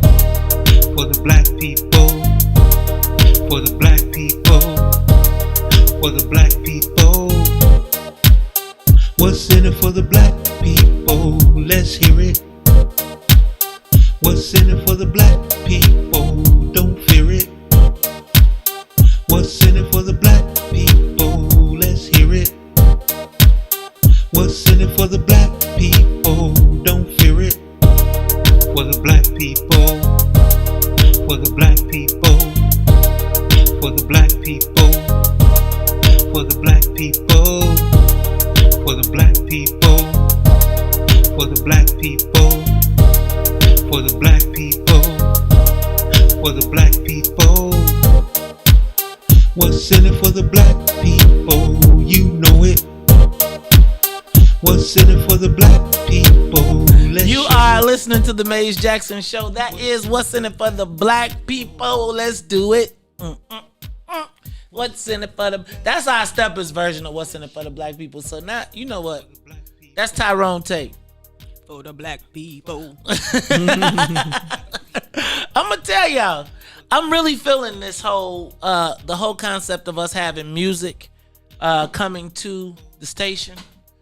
Being able to play our own music and feature. And you know what I also like? But you like? I like the fact that it's positive black music. Mm-hmm. Like, you know what I'm saying? That was good. We gonna make our... Don't y'all be trying to take our line dance. We going on tour with this. We going on tour. Look, yeah. Maze, Ruthie, and Todd. It'd be Maze and Sonia and Ruthie and Todd. We gonna have us a concert. Look, this is what we could do. We could have the What's in it for the black people live concert right here. Right up in here. We can have everybody that's got a What's in it for the black people song. You know what we should also do? What should we do, Maze? We should have like a live gong show. A gong show. Like a live or like a live like a live Motown. I mean Apollo. Mm-hmm. Right? Like you come in, you perform, right? And it'd be like, and the people could vote. Right. Ruthie can have a hook and she'll pull you off the stage. Oh, that ain't it. It's like the Sandman. Yeah. So yeah, that I actually how come black people always got to add the double clap in though when we dance? Yep. Because that's probably the only time I got some rhythm. Right, I can figure those out. Hey y'all, but What's in it for the black people? Tyrone Tate sent that to me. You know, he said it was. I mean, sometimes y'all send me some of the most. So can I first of all say how flattered I am for the black people. For all of them, for both of them though. Right? Really flattered that somebody would take time and would be creatively inspired. That's why we kind of built this. And and it's funny because I was almost like, I'm not sure how I feel about this song. And then as I started, it's like, hey, that's nice little for the black people. And then I was like, then I played it to some other people and they was like, hey man, that's a cut. That's a little jam. Then I thought a little Nate Dogg in there, right? A little, but it just seems like I am inspired. I'm appreciative to know that we inspire positive black thought in our people. Yeah. Robin said that clap certifies the groove. It's a stone groove. Yep. And so, I mean, when someone writes a song, I do think that's it. It means something. That means that we provided inspiration. Yeah. And if we have inspired black people in any way, shape, or form, our mission is being accomplished. Now we're gonna have us an album. We're gonna have us a label. We're gonna do all of that. You always take it up, but you are such a visionary. I'm gonna tell y'all. Because I believe in us, and I really wish I had an idea factory. And if like all the black people that be hanging out with my cousin could take them ideas they be coming up with and turn them into ideas. I'm gonna tell you, part of this came out I was hanging out with my cousin, right? And the next thing you know, we got a radio station. All right. So back to this budget. Who wins, who loses, and who has the mayor consulted black? Ruthie, since you on the squad. No. Yeah, you got a big old cape. This is. Let me see that cape. This is Chicago. Wonder Ruby. I just feel like in Chicago that we have been duped. And so now that the rubber is about to meet the road with this budget, we need to see what it looks like. We obviously need a budget. Some tough decisions have to be made. Some people are not going to be happy. But we need this budget. We need this piece of paper so we can see what we're really getting into. But don't we know who's going to likely be unhappy? Like, honestly. But see, that's the part where my optimism is coming in. Because I feel like, as I said before, Mayor Lightfoot, she going to spread the pain out. Now, tomorrow, when we analyze it, we're going to be able to say, okay, Ruthie, you was wrong or you was right or maybe a combination. But I got hope. It ain't 10 o'clock yet. Damn Barack Obama. I got hope she going to spread it out. Barack Obama. I got hope. Sonia says you got taxes. Todd, what do you expect? Do you think the budget will reflect the values of the mayor? Yes, actually, I'm sure it will. But where do you think we fit? Will we have Will we be prioritized? Do you think that there is someone you mean black in folk? the mayor's office that has said, black man, black woman? Oh, I'm gonna No. say black man. You know they didn't say black man. No, the bulk of the money is always coming from the middle down. So no, I don't see them saying, how do we not? Do we have an example of her looking out for us? Oh, let me just say this. Shout out to Mayor Lori Lightfoot. Look, shout out to Mayor Lori Lightfoot. I had a ticket yesterday. 2 tickets that I had to pay. Mm-hmm. And normally them bad boys would have been $200 by now. Right. Them son of a guns was $70 each. I was like, thank you, Mayor Lightfoot. Thank you. Hey, that is the greatest thing that's happened in the administration. Mark, look, shout out to Mayor Lori Lightfoot. Y'all know y'all ain't probably never heard me say that. Yesterday, and I looked at the date on the tickets like, damn, I'm never going to get those Yeezys. And then after I paid the tickets, I was like, I'm almost there. You did it online? Yeah, I did it online. Right. And then they tried to give me a payment plan before. Look, the numbers jumped when I said, Mary, thank you, man. Look, the numbers went over 200. They was like, wait a minute, history has been made. Okay, did y'all see the mayor's, remember I told y'all about the mayor rebranding Chicago? Mm-hmm. Did you know that she is weaving herself into the rebranding of Chicago? Of course. She's the face. So, what you mean by that? What you mean by that? I'm gonna tell you what go ahead. Yeah, tell Todd what you mean by that. Yeah, I was saying, who you talking to, Ruth? You, Todd. She's talking to you, man. Yeah, what you mean by she's putting herself into it? So, one of the things that I talk about with What's in It for the Black People, the political organization, is that I really wanted to not be personality focused, right? So people want to be part of What's in It for the Black People for 2 reasons. One, because they want the answer to the question, but a lot of times also because they listen to the morning show and it is an opportunity. And what I tell people when they're joining is that we should not make it focused around me, right? That's why we have an exec board. That's why we have people. But you build the brand around what's going to be stationed, what's not going to change.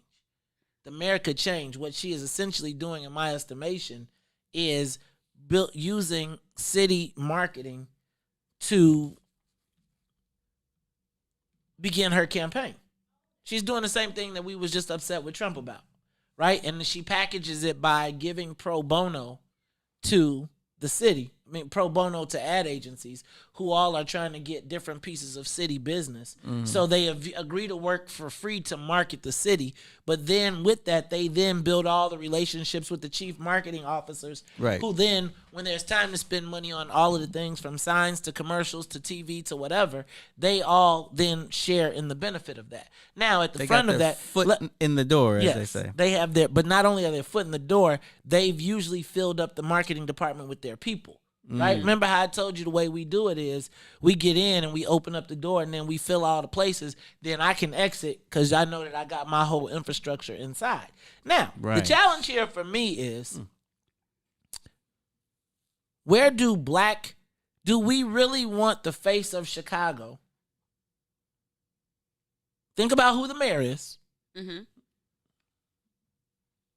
In the article, they said she is a black lesbian woman who they want to make synonymous with the brand of Chicago. Now, I am not.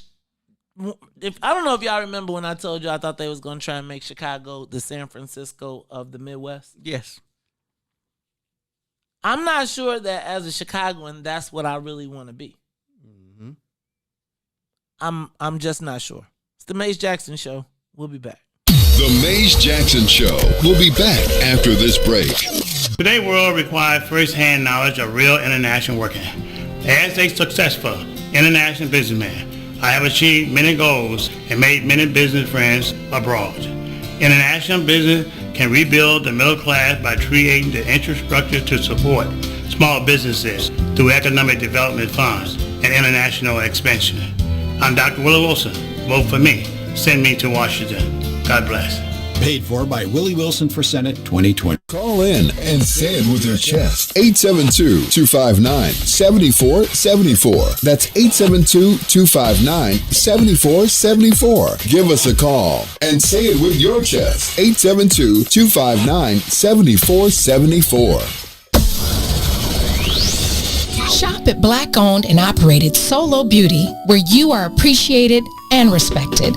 Located at 8158 South Cottage Grove, Solo Beauty can supply all of your black hair care needs. Solo Beauty is open from 11 a.m. to 8 p.m., Tuesday through Saturday. Back to the Mace Jackson Show.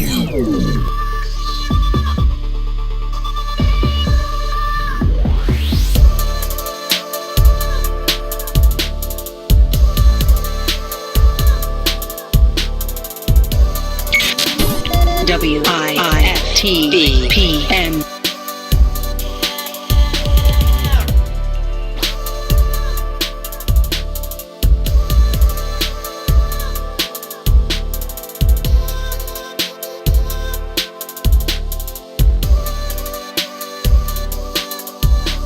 You are listening to the Mace Jackson Show. I'm your host, Mace Jackson. I felt like mystical.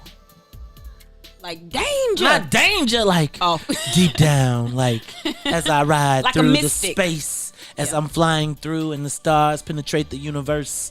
I ride down in a Catholic hearse as I repeat the verse, the lines, the scripts. Hey, Todd. I don't know. Anyway, so I do think, Ruthie. Yes, sir. You before yes, sir. I'm not, sir. My dad is sir. I'm just Mace. Ruthie, you can call me sir, man. Ruthie, that's all right. Thank you, Mr. Stroger. You're welcome. Now, see, there y'all go. Not giving people their titles. President, right? Black women. Black people can't get respect for that. Did I tell y'all about the black woman that I know that the white people refuse to recall by her title? No, who that? Oh, I'll tell y'all about it on the break. No, you did tell me. I was just throwing okay. You trying to get it? You trying to get me to say it on air? I'm not gonna say it. Better put some respect on her name. Better put. You know what? I think, I just think it'd be too comfortable for people to be disrespectful. I do. I think they just get to play, smile, and be like, I was disrespectful, but because you won't say anything about it, I'll do it again. Mm-hmm. All right, we call those habitual line crossers. Right, habitual line crossers. One day I'm going to be at the meeting and I'm going to uncross the line. That's okay, though. All right. Ruthie, so you think that the mayor should rebrand the city? And you agree with her being like the face of Chicago in the rebranding of the city? I agree with you that a person should not necessarily be the face of Chicago, but I do think Chicago needs a rebrand. We went from Daley to Rahm. We need a rebrand. That's re-election. We did that. I think that's a Chicago needs reform. We need reform. And so is Lori the reformer? What does that mean though? Yeah, what does that mean? It means that the Chicago way, what we call the Chicago way, it ain't the way for everybody. So what do you want though? Less corruption. I think that we also. So you want to take people out of it because people are corrupt. Well, some of the systems that are created are corrupt. The way that people are able to exploit these systems, like the mayor just did in that email system we saw. Did y'all see that? I ain't gonna even. So they found out. So they first of all, Only because I am not going to bring a rope to the lynching is really the only reason we're not going to cover this story the way that I would really break it down. But the mayor, in the midst of calling for ethics reform, remember then she wanted to water it down because she wanted to remember they said no more lobbying of elected officials, lobbying in city council, and they called for reform, right? And then the mayor wanted to block reform, right? And then Jason Irvin tried to help her block it, and it failed, and then they kind of busted out on it. Well, it turns out that the mayor had been communicating with lobbyists in the midst of this whole process, sort of like the Chicago way. And I would suggest to you that the mayor is a product of the Chicago way. Now, she may repackage it. That's the rebrand. The rebrand. Okay. That's the rebrand. All right. People talk about how they want things to be different. As I see, the only way you make things different is you actually literally change the system. So that would mean that you would change the Constitution and change the way the city government is formed. Or they take out this brand, at least. It's interesting. I do think that I don't think we want necessarily, well, I'm not going to speak for you. I don't think that I want everybody to have a chance to play by the same rules. That's all I want. You don't think we got a fair shot? No, I don't think you have a fair shot at any point in the city. Like, no matter who you offend or help, you do not have a fair shot. And that is what is offensive to me. And I think that the mayor only continues to prove that time and time again. I do not see any of the wealth distribution or any except for those parking tickets. Thank God. I'm gonna just give up props again on the parking tickets. But I'm sure that some kind of way in the budget they're gonna be like, we gotta get that money back. Right. Right. But I do think that I'm not sure I'm comfortable with this mayor's vision of what Chicago is. Speaking of what Chicago is, I want to remind you all, tomorrow night you can get you can register, you can go to my Facebook page and get tickets to the premiere screening. Myself and Kendra G will be hosting a premiere of City So Real, the 5th episode, where we talk about, it's really covering the aftermath of Mayor Lightfoot's election and the birth of What's in It for the Black People Media. You can get tickets tomorrow, or you can watch the debut on Nat Geo Sunday night. All of this stuff that we talking about will continue. All right. I'm not sure if I'm comfortable with the mayor being in charge of rebranding. And when I read that the guy said that here we have a black lesbian woman that has marketing that we need to build the market around, I just don't know if I'm comfortable with those. I'm not even comfortable with the conversation of sexuality being marketed as part of the city. Well, no, I don't think that's it. But everything goes through the mayor's office, so it's kind of hard to get around her. I'm not suggesting get around her. I'm suggesting that if you are going to rebrand the city of Chicago, I at least want to have a say in what, can we vote? Can we vote on whether we want to be? I remember when we was picking the state animal when I was in like 4th grade, and it was the white-tailed deer. Yeah. Right? We voted on the white-tailed deer versus the fox versus Y'all voted the fish. on that? Yeah. Yeah, I voted for the one because the other ones was like some real crazy stuff, like a otter or something crazy. Anyway, plus, white deers were marketed. Deer were marketed better. Whoever were the deer people, probably the hunters. Probably had a better marketing, and I remember they had the best coloring sheets. They had the best coloring sheets, and we got to vote as kids. That was a smart marketing plan because they really did let the kids vote. But I'm not sure if I am comfortable with, when you talk to the new chief marketing officer, him including sexuality, the mayor's sexuality, as part of the marketing plan. I get that. That is disconcerting to me. Mm-hmm. Now, I think that marketing the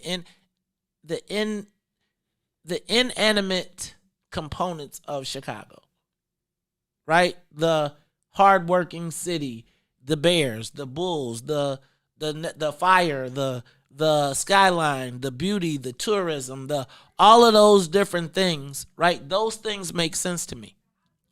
Now, what I am not clear about is, unless they are trying to create a migration, right? Why that is relevant. Is it, and remember I said earlier today, Todd and I, and Ruthie, you weren't here, but Todd and I said that I know how I grew up.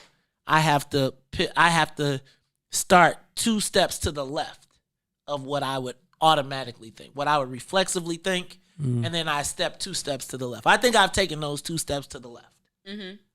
And I still cannot come to the point of why that is relevant to rebranding of the city of Chicago, and rebranding it for who? The people here or for someone else? Right, someone else to come. I think, isn't that what you brand for? The people who you want to come? I think so. I think you're right. Interesting. So where do we fit in that? Like, will we be part of the marketing campaign? No. You mean black folks? Well, you will, because you live in the near west side. Ruthie and I, they be like, where you from, High Park? They're going to be like, new land for pioneers to explore. It used to be where black people lived. This is once, y'all going to be like the ruins, right? They're going to come over there. White people going to be living all in y'all cribs, right? They're going to be like, one time the famous singer Nat King Cole lived in this. This was once a home of the Negro. Well, the great gospel singer Mayoral Jackson lived here. Man, I think some white people live in Fred Hampton's crib. Is it a historic landmark? Not yet. Not yet, but it's right around the corner. Me and Carrie got to find the exact address. Somebody knows that. I didn't realize it was that close to my house. Oh, really? Yeah, it's like right off of Western. So, y'all, let me move on. Did you see the Black Caucus is ready to debut a black agenda in Springfield? Oh, man. Yes. I mean, I saw that on here. According to Politico. So here's my questions, right? Who's in it? What's in it, first of all? Who planned it? And who were the partners in the community that helped design this black agenda? Well, you know, they've been talking about these pillars for a while. So have we been talking about pillars? Pillars? Bueller? No. Remember we used to, what's in it for the black people's Constitution? 5 pillars of the black community: business, politics, civics, education, spiritual. Let's go to. So go ahead, Todd. You was reading the notes, so you want me to? No. I was just counting to see how many pillars they had. So, they seem to be. There's a black 4. agenda. Have you heard about it? Black agenda. The last time I heard about the black agenda was when they had it at the white lawyer's place and had the white lawyer speak to the black agenda. Oh, I remember that. Right. Since that pot. Well, I'm glad that they're putting something on paper. I like to see it, and you know, I have my own ideas. I don't know who's Belt and Harder. Is that what that says? Oh, that's Belt and Harper. Chris Belt and Senator Chris Belt and Representative Sonia Harper. Oh, see, I just don't know either of them. That's all. Okay, so I was just thinking, like, they come from 2 of the poorest area. Sonia Harper represents over here? Inglewood, and Belt represents East St. Oh, and okay. they put them over economics and economic access. I see. See how that kind of works? Mm-hmm. Now I'm gonna tell you, I feel a little questionable. The last time we saw LG Sims in charge of criminal justice reform, which he's back. See that right there? I think that's because he's a lawyer. But remember the last time he was a lawyer. Remember we read the Madigan emails and they said, what are we about to do about these Negroes and their need for criminal justice reform? They're all filing a bill. Remember it was after Mike Brown? Right. And they said, well, let's put it all together and make a big ball of nothingness and have Representative LG Sims pass it. So I'm a little nervous. Just a little. I mean, it was in writing. Yeah, but there's more light in the world now. At least I think there's more light. Have we heard them speak? Not in Springfield though. Have we heard anybody speak about Springfield? Let's talk about that when we come back, because this Black Agenda, I just want to know who are the partners. Hey, check this out. Partners in the Black Agenda who assembled the Black Agenda. Community partners, advocates, give us a call. 872-259-7474. 872-259-7474.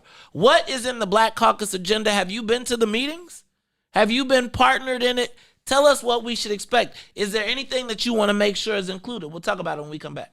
The Mays Jackson Show will be back after this break.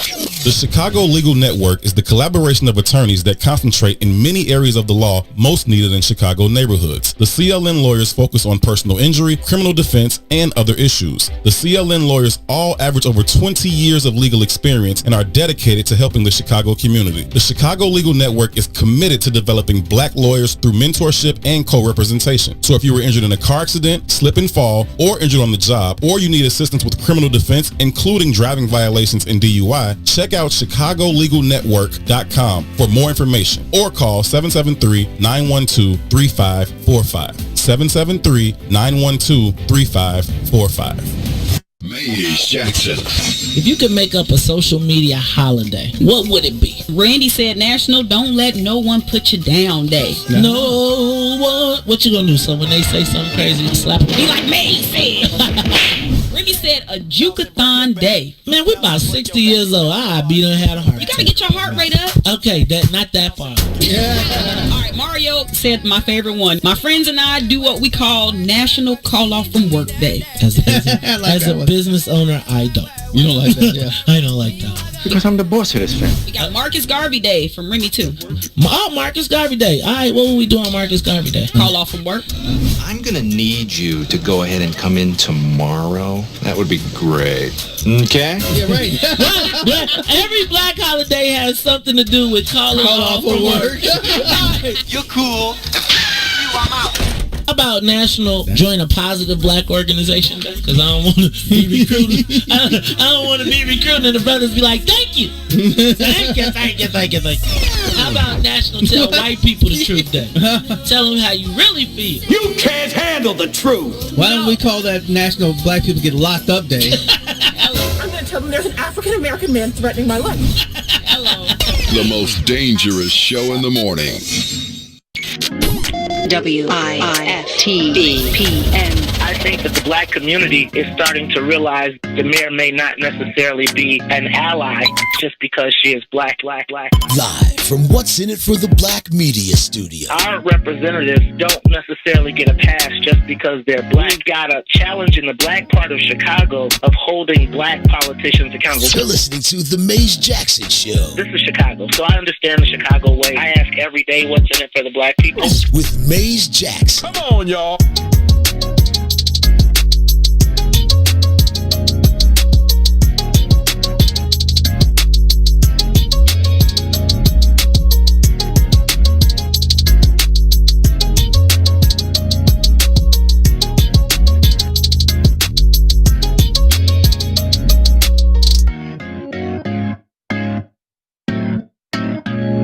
You are listening to the Mays Jackson Show. I'm your host, Mays Jackson. Got my co-host, Todd Stroger, Sonia, Escobar, and Ruthie and more all in the building. Black Caucus agenda. Todd, got big hopes, big dreams. Big hopes, Mays. I'm expecting some big things out of this. What do you think? What could we expect? I don't know. But hopefully that they've been working with some people and they've been talking about this at least, what has it been, at least a year or most of the year. So I would think there was a lot of planning and thought put into these. So I can't wait to see them. Let me ask a question. Are they doing the same thing that Ice Cube did? Which is presenting an agenda without presenting it to the black people? Like, I want to know who are the... Oh, but isn't that what they're doing now? I mean, isn't this I was just thinking about that. Isn't this the time period where they have the press conference? This is what we're talking about. They've been having press conferences. But they didn't have any detail in, didn't they? Did they? I thought it was just, these are our pillars, but there was nothing underneath the pillars. Let me read what they said. Well, here's what they said in Politico.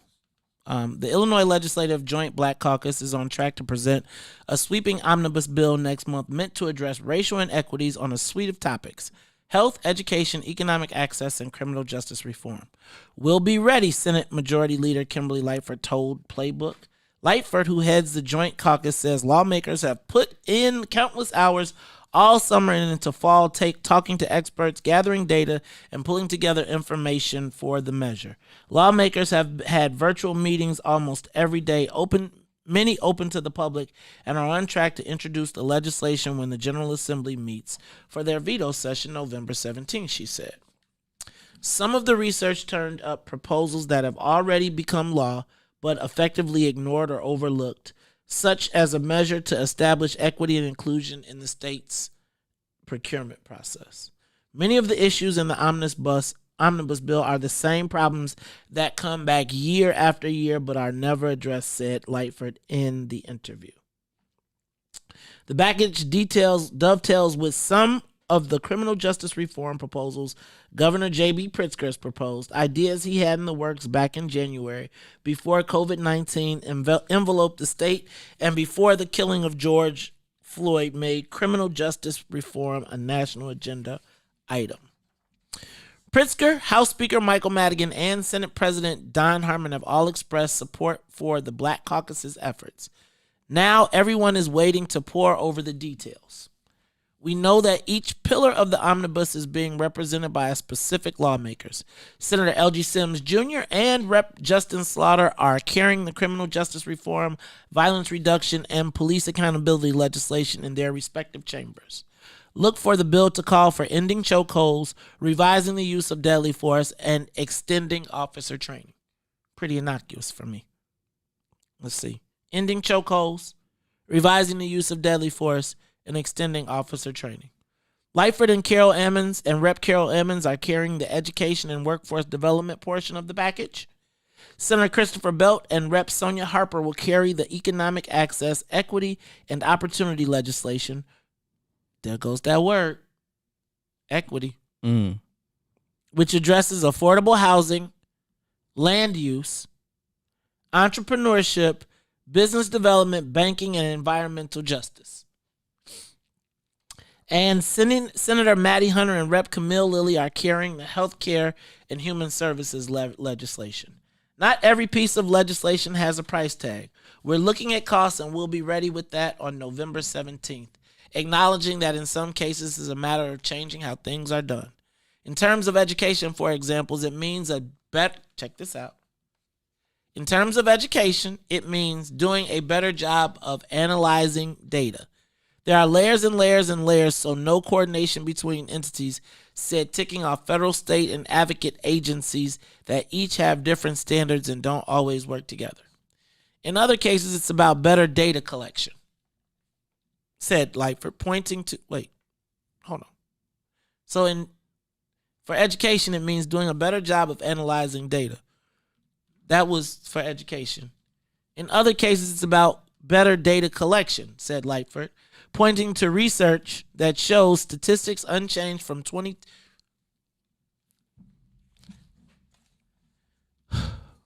In other cases, it's about better data collection, said Lightford, pointing to research that shows statistics unchanged from 2010 to 2018 among preschoolers in the same poverty-stricken black neighborhoods. I was blown away because the needle hasn't moved, she said. No one's watching to see if there are any improvements. Let me read that again. In other cases, it's about better data collection, said Lightford, pointing to research that showed statistics unchanged from 2010 to 2018 among preschoolers in the same poverty-stricken black neighborhoods. I was blown away because the needle hasn't moved, she said. No one's watching to see if there are any improvements. Now, let me suggest that 2010 is when I entered Springfield. I'm not claiming any of this. Mm-hmm. But in 2010, by 2011, I recognized that nothing was happening for black people. Do you understand that this is a full-on admission that for 8 and we're now in 2020 because they don't have the stats for 19 and 20, that they basically acknowledge that nothing has changed for black people. So all the times that everybody has come on and said they are fighting for the safety net, we have been on a hamster wheel running in place. Did I miss that? Or was I over exaggerating that? I mean, because think about this. Under that same guise, we got 0 out of the cannabis bill. Under that same group of, like, to me, this is why we got to have spokespeople, too. That's why you got to have a media plan. Right? Like, no, really. Because I'm not sure.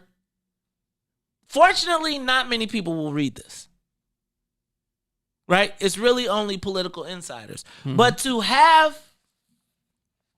to be told that for 10 years, essentially, nothing has changed.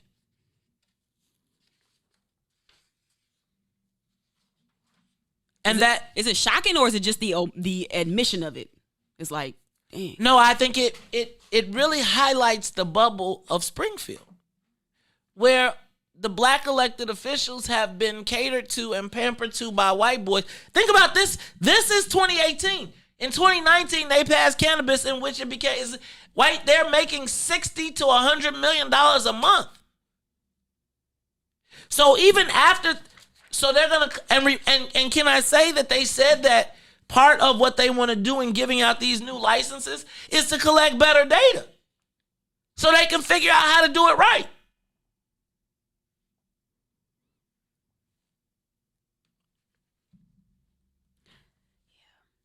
Let me read this one more time.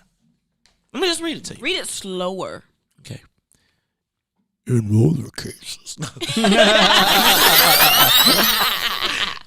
Maze, do your wife think you funny? No, she's like, Ninja, you think you funny? Yeah. In other cases, it's about better data collection, said Lightford, pointing to research that showed statistics unchanged from 2010 to 2018 among preschoolers in the same poverty-stricken black neighborhoods. I was blown away because the needle hasn't moved, she said. No one's watching to see if there are any improvements. Who is no one? Okay. May I ask, who is no one? When you all get mad at me and refuse to talk, say I'm such a hater, talk crazy about what we talk about, he only wants to know what's in it for me, him, and then you read, and then you got to ask yourself, who presided over the Black Caucus over that time? Right? So from 28, so nobody was aware that nothing changed from 2010 to 2018? Nobody? I'm lost, y'all. And so now we're going to what? We're going to announce this omnibus bill when we already had evidence of them saying the last time the same people were put in charge to give us big balls of nothingness. I don't understand this, and I'm trying. Did y'all read this? Did I say this? I'm going to give y'all the opportunity to read this while we on break, so y'all can make sure I didn't read this wrong. This is the Mace Jackson Show. We'll be back. WIFTBPM. The Mace Jackson Show. We'll be back after this break.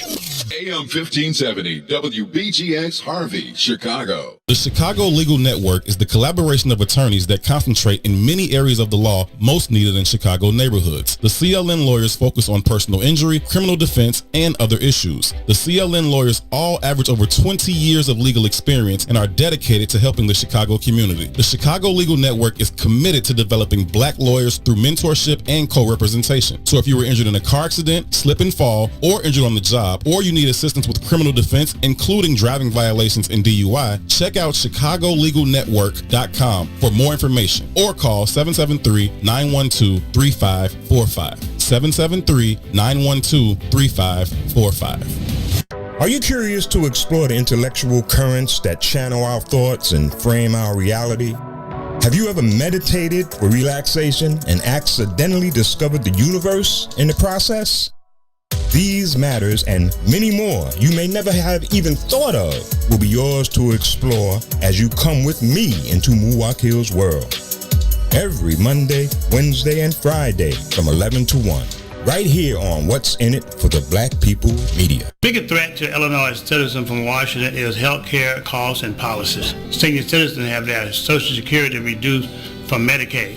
And some of our senior citizens live off $3 a week for food allowance. Working families are facing bankruptcy over policy and limit and cost. Drug prices require decision between food and Medicaid. I'm Dr. Willie Wilson. Vote for me and send me to Washington. God bless. Paid for by Willie Wilson for Senate 2020. You are listening to the most dangerous show in the morning. This is What's in It for the Black People Radio. Mays Jackson. Mays Jackson, the most vociferous advocate for black people in the world.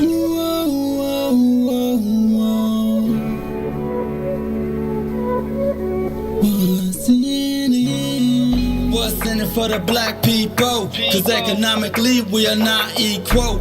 Waking up to last, can't doze no more. I told y'all this, that dangerous show. Don't go to church if you ain't trying to help us. Don't even try to be around and can't protect us. We see the lies of the politicians. We need money, no symbolism. It's Mays and Sonia and Ruthie and Todd explaining how we all come from God, giving us tools to beat the odds. If we're united, our movement gon' start. They ain't tryna help us, they ain't tryna do nothing. We gotta do something, we gotta stop running. It's time to confront the problem.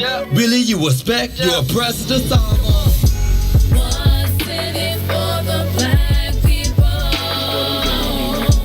All the lies we didn't heard before. Time to pay attention, you gotta do more than listen. Need some action with it on the count of 3. Let's go. You are listening to the Mays Jackson Show. I was blown away because the needle hasn't moved. Nobody's watching to see if there are any improvements. Speaking of what happened from 2010 to 2018 among black preschoolers in the same poverty-stricken black neighborhoods. Let me ask you a question. Where is there concentrated poverty for white people in Cook County? Like concentrated poverty. Like, I'm talking about abject poverty. I'm not talking about, I'm talking about straight up, like what we see in our neighborhoods. The concept that from 2010 to 2018, nobody noticed that nothing changed. Like what? That is the ultimate testimony of the Springfield bubble that I talk about. Where I tell you white lobbyists put blinders on our legislators. Right? So when you're in Springfield, you're in a bubble. I got you 300 miles away from Chicago. So at night, you trapped with the lobbyists who got the best restaurants that Springfield has to offer, etc. So I got you away from the real world so I can create this illusion so that when you get off after you've had a hard day's work, you feel like you've done your duty, right? Like, no, literally. You passing bills. You done had a whole full day of activity. then that day multiplies out to a whole legislative session where you have been gone 3 days of work and you have fooled yourself into belief that you have been doing the people's work. My dad used to call it piddling around. No, he used to call it piddling around, right? When you're trying to look busy, but you really are not doing much. Mm-hmm. There's nothing that would have allowed me to make a statement like that. Because if you say to me from 2010 to 2018, nothing has changed, I gotta ask, where were you? What was our role in our own demise? When I talk about us, think about all of the bills and everything that has passed from 20. That was from Bruce Rauner. That was Pat Quinn. Right? So you had 7 years of Pat Quinn in that, or 6. You had Bruce Rauner. You got J.B. Pritzker. No, Pritzker was 2019. Okay? But how much change has been in the legislature? We had all the same state reps, all the same state senators. Today, when we hear that there is a Black Caucus agenda being proposed, you got to ask yourself, who are the people? Are the same people involved? I mean, I'm just saying. I think there's been a little bit of turnover in those years, though, hasn't there? There's been a little bit of turnover. But let's look at the length of time of service for our leadership.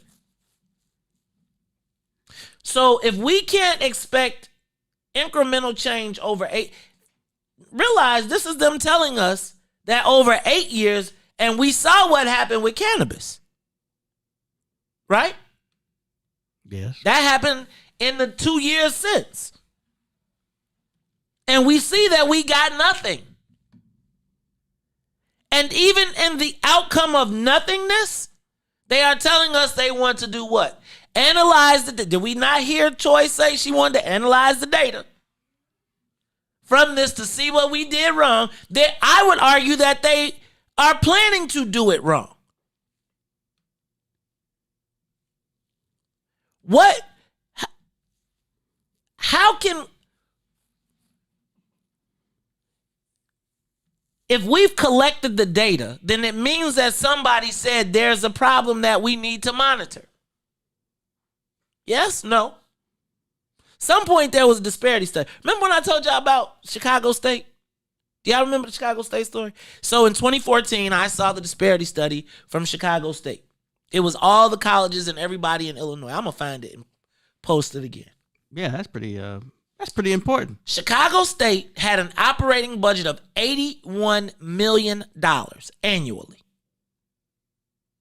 $120,000 of that went to minority businesses. $81 million spend. Right? That was in 2014. We've been asking what's in it for the Black people since 2012.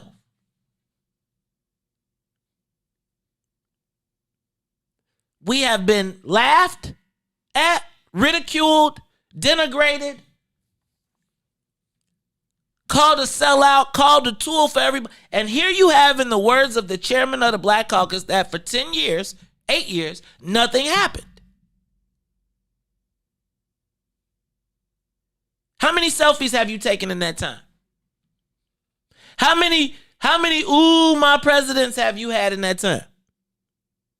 Nothing has changed.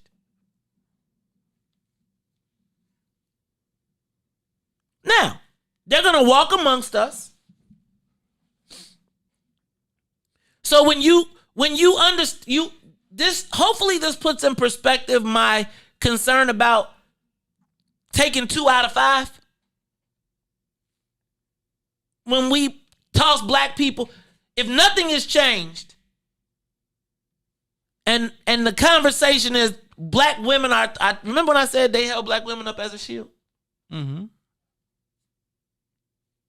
Because these moments are thrown in front of us as a deflection from the fact that we have had zero movement. Think about how You have elected a black president in that time. Really? When did President Obama leave? 16? 18? 16? 16. So 6 of that was your black president. Same black president. During this time, remember, the most expensive state representative race in the history of the country occurred to take a black dude down. Black people sat by. This was all during this time. You have cannabis, medical cannabis to legal cannabis has come. We got zero.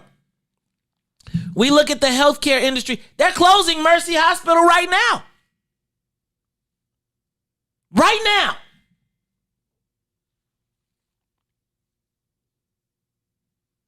Right now.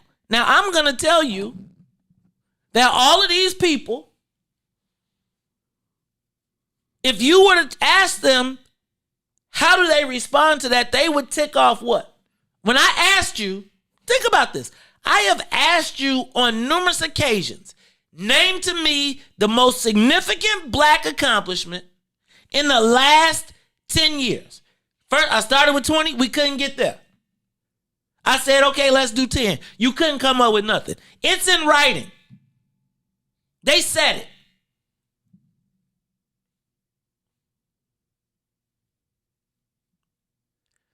And you wonder why violence is going up through the roof. Who has done better, though? Has anybody prospered during this time? That's what you got to ask yourself. You read about this Madigan stuff with what happened with ComEd, and I try to tell y'all the story there is that you wasn't in it. You didn't count.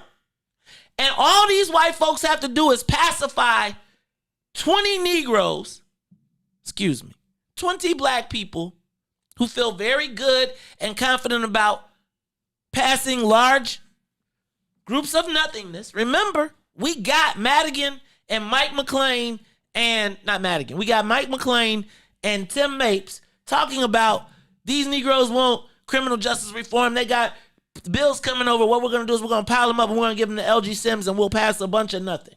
They said it.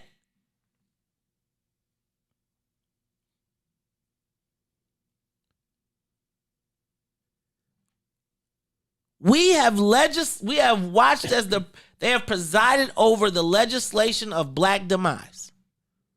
I would ask you, who are the black business people? Who on the team has experience making black businesses successful?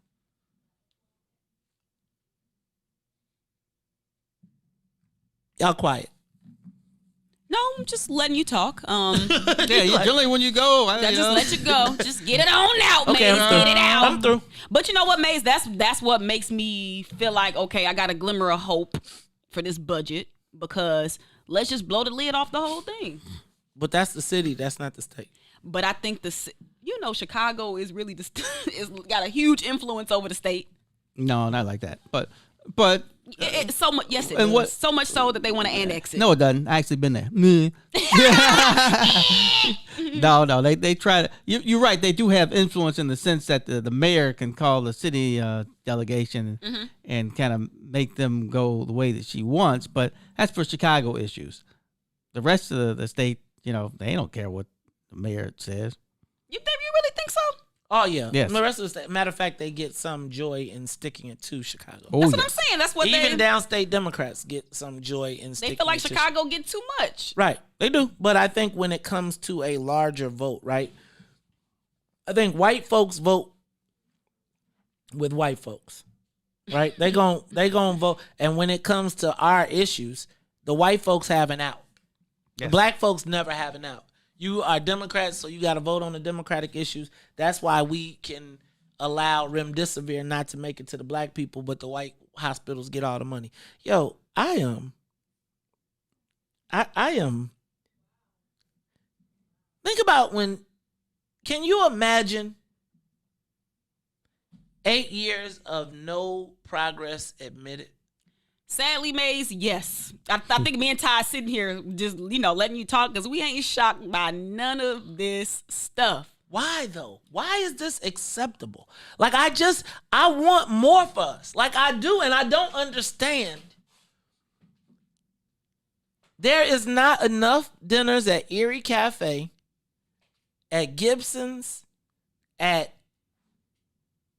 whatever them places in Springfield, Smoky Bones, to be able to say, like, how do you fix your face to say like 8 years nothing? Without a strong leader, in my opinion, the Black Caucus is not going to do certain things. The boss, but I would suggest that Kimberly Lightfoot would be positioned as a strong woman leader. She'd be the strong woman leader if she was the Senate president. Everything comes from the top. If the top says, okay, that's enough of that, everybody starts quaking. Amen. Or shaking, whatever that one's supposed to be. Quaking and shaking. It's the system. I blame the system for how we got into this and why we can't get out of it. It's, it's the system, but it's because we are the minority. I don't care what people say and how black people are the Democrat. No, we don't have the money. There's more white people once you get in the whole state. And like May said earlier, just, they don't look at us and say we're the same. They look at us and say, you guys got your issues. Maybe like, we don't love them. It's the Maze Jackson Show. We'll be back. The Maze Jackson Show will be back after this break. Today's world requires first-hand knowledge of real international working. As a successful international businessman, I have achieved many goals and made many business friends abroad. International business can rebuild the middle class by creating the infrastructure to support small businesses through economic development funds and international expansion. I'm Dr. Willie Wilson. Vote for me. Send me to Washington. God bless. Paid for by Willie Wilson for Senate 2020. Are you curious to explore the intellectual currents that channel our thoughts and frame our reality? Have you ever meditated for relaxation and accidentally discovered the universe in the process? These matters and many more you may never have even thought of will be yours to explore as you come with me into Muwakil's world. Every Monday, Wednesday, and Friday from 11 to 1, right here on What's in It for the Black People Media. What's up, good people? This is Herb Howard, one half of I Said What I Said. Make sure you tune in every Monday, Wednesday, and Friday, 1 to 3 p.m. right here on What's in It for the Black People Media. It is intellectual thuggery at its finest. The blackest conversation, Herb Howard, Tucson Warner, Monday, Wednesday, and Friday right here on What's in It for the Black People Media, 1 to 3 p.m. Back to the Maze Jackson Show.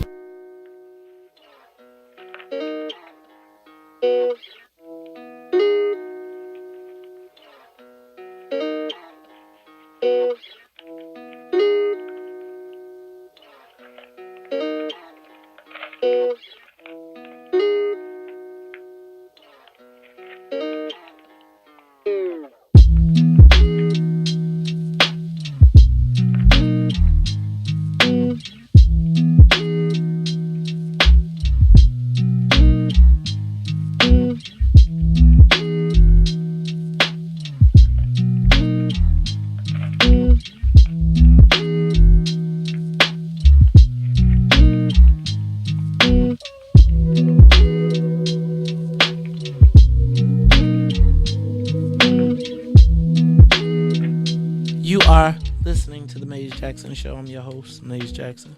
Got my co-host Todd Stroger, Ruthie Moore. I'm feeling that, Sonia. I like that. That feel like some what's the Corinne Bailey Ray type stuff. I could see her rocking to that. But hey, y'all, it's the Maze Jackson Show. Todd Stroger, Ruthie Moore, Sonia Escobar. I'm gonna move on to some things that I did not get to cover today. Did you see some national? I'm gonna run a couple national news headlines. Did you see Cook County national and local news headlines? Did you see Cook County vote by mail is running into problems? Over 20,000 people apparently have not gotten there. Who have responded are finding that they're saying that they have not received their ballots.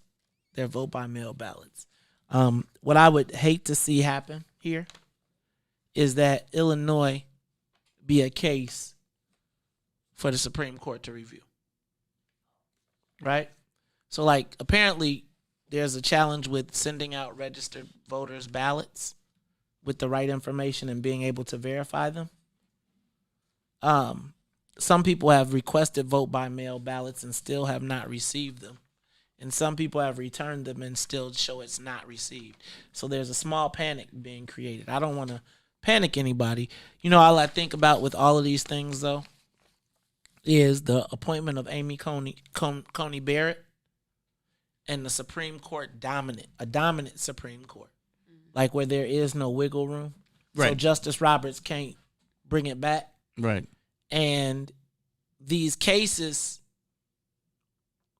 I think every glitch that you see that comes out in this process is going to be used as a case for President Trump to hijack the election. Like, if there is any flaw, any kind of way, like, even, I almost feel like you don't even have a press conference, right? Because if you have a press conference, you raise the awareness. And if it's me, I'm sending 300 lawyers over there to examine every bit of what went wrong. And I'm taking pictures and I'm saying, see, in a corrupt state like Illinois, right, that I've been selling to, and I'm going to go call my people from Antioch and say, ride down. And it's funny, you know, everybody was, you know what, Todd, I was thinking about on this whole election night thing? And what's the possibility? Do you remember on election night when you got elected against Tony Perica? Yes. Man, do you know Tony Perica stormed the county building? Tony was ahead of his time. Look, we came down there. He tweeted ready. during meetings. Yep, we came down he there was ready. to have a riot. Yep, we came down there ready, though. Like, me and Right. some of my guys came down there like, we finna. And then Double J used the time because we broke the elevator. They tried to say we broke the elevator because he was trying to use it against me because he knew I was going to run against this guy. That's all crazy stuff. That's when, shout out to Johnny Lira. Do you know Johnny Lira, the boxer? Man, you must have mentioned him before because I know him. Johnny Lira was a boxer, Grand Avenue guy. And it was funny because some of my friends knew I was going down there and they sent Johnny Lira, a big old boxer, bruiser. He was a big weight, a heavyweight? Yeah, he was like Rocky Balboa. Right? Like, Adrian! But I'll tell you, he came down there and we broke the elevator because somebody said something smacky, talking some smack, and he tried to open the elevator. And I didn't know that Joyner was the head of facilities management. Yeah. And he was like, was that Mace Jackson? We gonna put it on his file. Always keep a file. But I do want to say that we got to be careful on highlighting these things because I think any discrepancy, anything that makes voting look like it did not go smoothly, like you did not, I think the Trump campaign is going to use it. And I think anything that happens in Cook County that is any way, shape, or form perceived has a national bias, right? Mm-hmm. You say in Chicago, they steal elections all the time. They're going to take it all the way back to Kennedy. They will. Right? Speaking I of think that may come up every election, actually. Right. So I just want y'all to be aware of that. I was looking in the paper and in the Sun-Times, I believe, today, they told the Latinos it's time for them to claim their crown. They said for the first time in history, they are the largest minority group in the country. Mm-hmm. And they are not monolithic. That's been the rhetoric. But if they want their power, they got to vote and turn out and vote. Are they trying to take our crown? We got a crown. Ah! Dang, Todd. Totem pole. I told you where we spit on the totem pole. If we got a crown, it must be hidden because I ain't seen nobody wearing it. Interesting. So it's interesting. Actually, I don't believe in crowns. We're a oligarchy, not a monarchy. Let me ask a question though. Are Latinos Democrat or Republican loyal? I would argue that Latinos oftentimes, some Latinos feel like it's a symbol of Americanism to vote Republican. And I think the challenge for not for Latinos, for us is that they have the ability to take advantage of our forced monolithicness. Mm-hmm. Right? They came in being undecided. Right? And so there is a pass for white Latino males that appreciate the machismo. And you don't really find Latinas denigrating them or telling them that they are anti their race. And essentially, you saw that by the Latinos leveraging, we saw Michael Bloomberg raise $100 million for the state of Florida alone, even as we tell Ice Cube to shut the F up. I bet them people who got that $100 million down in Florida, the Latinas, was like, talk some more. Just saying. I think it was half and half. There were people who can't stand Bloomberg, and there's people who don't like Ice Cube. And I'm gonna tell you, but the ones who couldn't stand Bloomberg got a check to like him, and they was like, we're in line. You saw Joe Biden came up with his Maria. Well, they heard Watson and say, take the money and vote for me. Despacito. Oh, it was Despacito. See, Ruthie, you been hanging out. How you know Despacito? Ruthie took Spanish. She went to school. I got some Mexican friends. Ruthie got friends everywhere. Ruthie ain't got no friends. She never talk about nobody. Listen, I do. I got friends different places. I do too, I got some Asian friends. I got some Jewish friends. I got some regular white friends. I got friends everywhere too. I think it's important though to have that mix. Like I have a lot of friends like that, right? Right. Who don't necessarily agree with me on some things, but they agree with me on other things. Or I had a friend that there was absolutely nothing we agreed on. That's not a friend. You got to agree on something. No, I mean, we agreed that we enjoyed the debates, right? Like, we enjoyed debate. And I mean, we enjoyed each other's company, but like, if I said up, he was definitely down. That ain't no friend. Right? Yeah, look, it was funny, but we didn't ever really talk too much about race in a way. But actually, he was the guy who greenlit me. It was that relationship. It was a conservative Japanese guy who had been to an intern camp. And he was about as Republican American, like everything happens for a reason. I mean, pro-life, I mean, it was like literally we were in a car for 3 hours one time and we yelled at each other for 3 hours. But when we got out, we were both exhausted and we enjoyed the conversation. Well, that's why you're friends, because you were stuck with each other. But I think it's important to be able to allow those other thoughts in your universe, even if you don't agree with them. Now, not agreeing with them doesn't mean that you have to kowtow, right? Like you don't.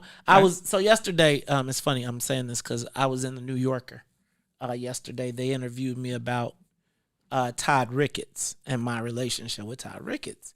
And reading the article, I was like, God, this guy is not like reading their perspective of him and all of everything. I was like, whoa. And I was like, that's not the person that I know. That's not the person that I've been introduced to. Maybe that exists right there, but when we're in our space, I am Mays Jackson of What's in It for the Black People. I get to hit home runs. But I think that even disagreeing with his viewpoints, right? I enjoy the dialogue. Mm-hmm. I enjoy the mental stretch. I enjoy I enjoy looking at folks who expect you to be intimidated or expect you to bend to their will and look them dead in their eyes, blue or brown, and be like, this is where I stand, period. But you can talk to him about something else too, though, right? Yeah. That's why he's your friend. Well, no, but I also think that there are oftentimes people like that who recognize that if they're going to be successful in the world, may recognize that they have to get a straight balance, right? Like somebody that's good. Like, I mean, I have been like, it's funny though that the paper wouldn't write the stuff that I told because they asked me about going to the Trump fundraiser. I was like, he invited me. I went, right? I just wanted to see. And they didn't, and he was, what they didn't put in it, and they was like, and he went to the Trump fundraiser and blah, blah, blah. But I was like, he was asking me what, he said, well, what did you notice? And I said, I noticed that it was the same. No, I said it's the same thing as I've been at Hillary Clinton fundraisers, and it's the same thing. And maybe the same people. Rich white people trying to figure out how they can use government to get richer, right? They didn't want to write that part, right? And so to me, like I tell y'all all the time, all these people run together for me. Like I'm not about to argue over which right person is more racist. What I'm going to say is, how do we use these opportunities to advance the cause of black folks? Look, when we come back, we are going to talk about the protest candidate and Democrat and disgruntled Democrats. Todd, I happen to know a couple of those. Disgruntled Democrats? Disgruntled Democrats. We call them DDs. Oh, is that what we call them? DD? I just made it up. I was going to say, that's what I call my cousin, DD. Hey, y'all, this is the Mays Jackson Show. We'll be back. The Mays Jackson Show. We'll be back after this break.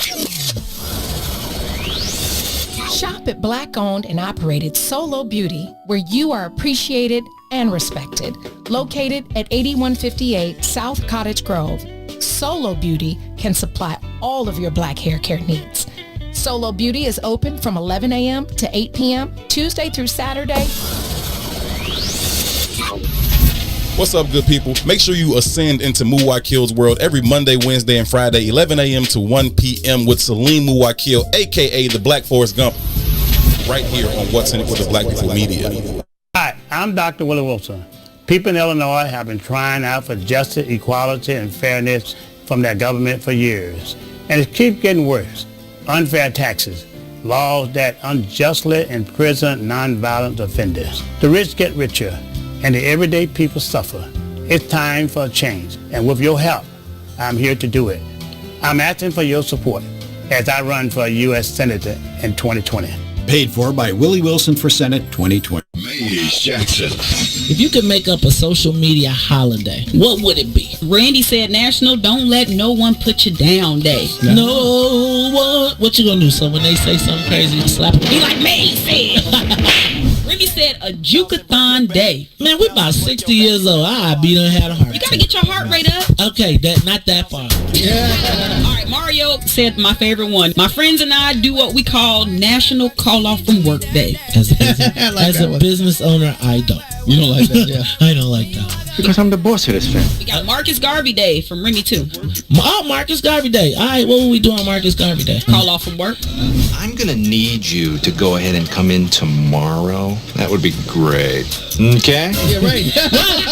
Every black holiday has something to do with calling off from work. You're cool. I'm out.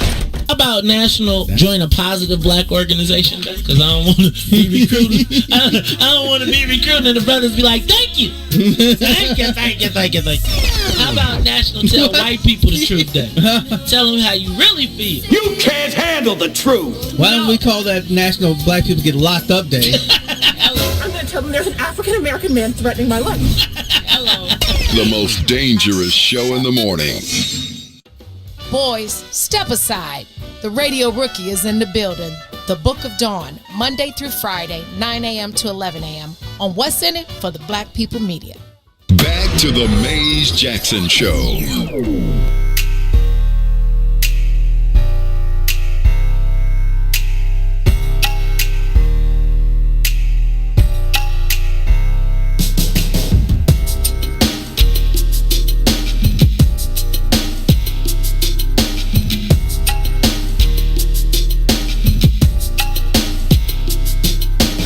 No.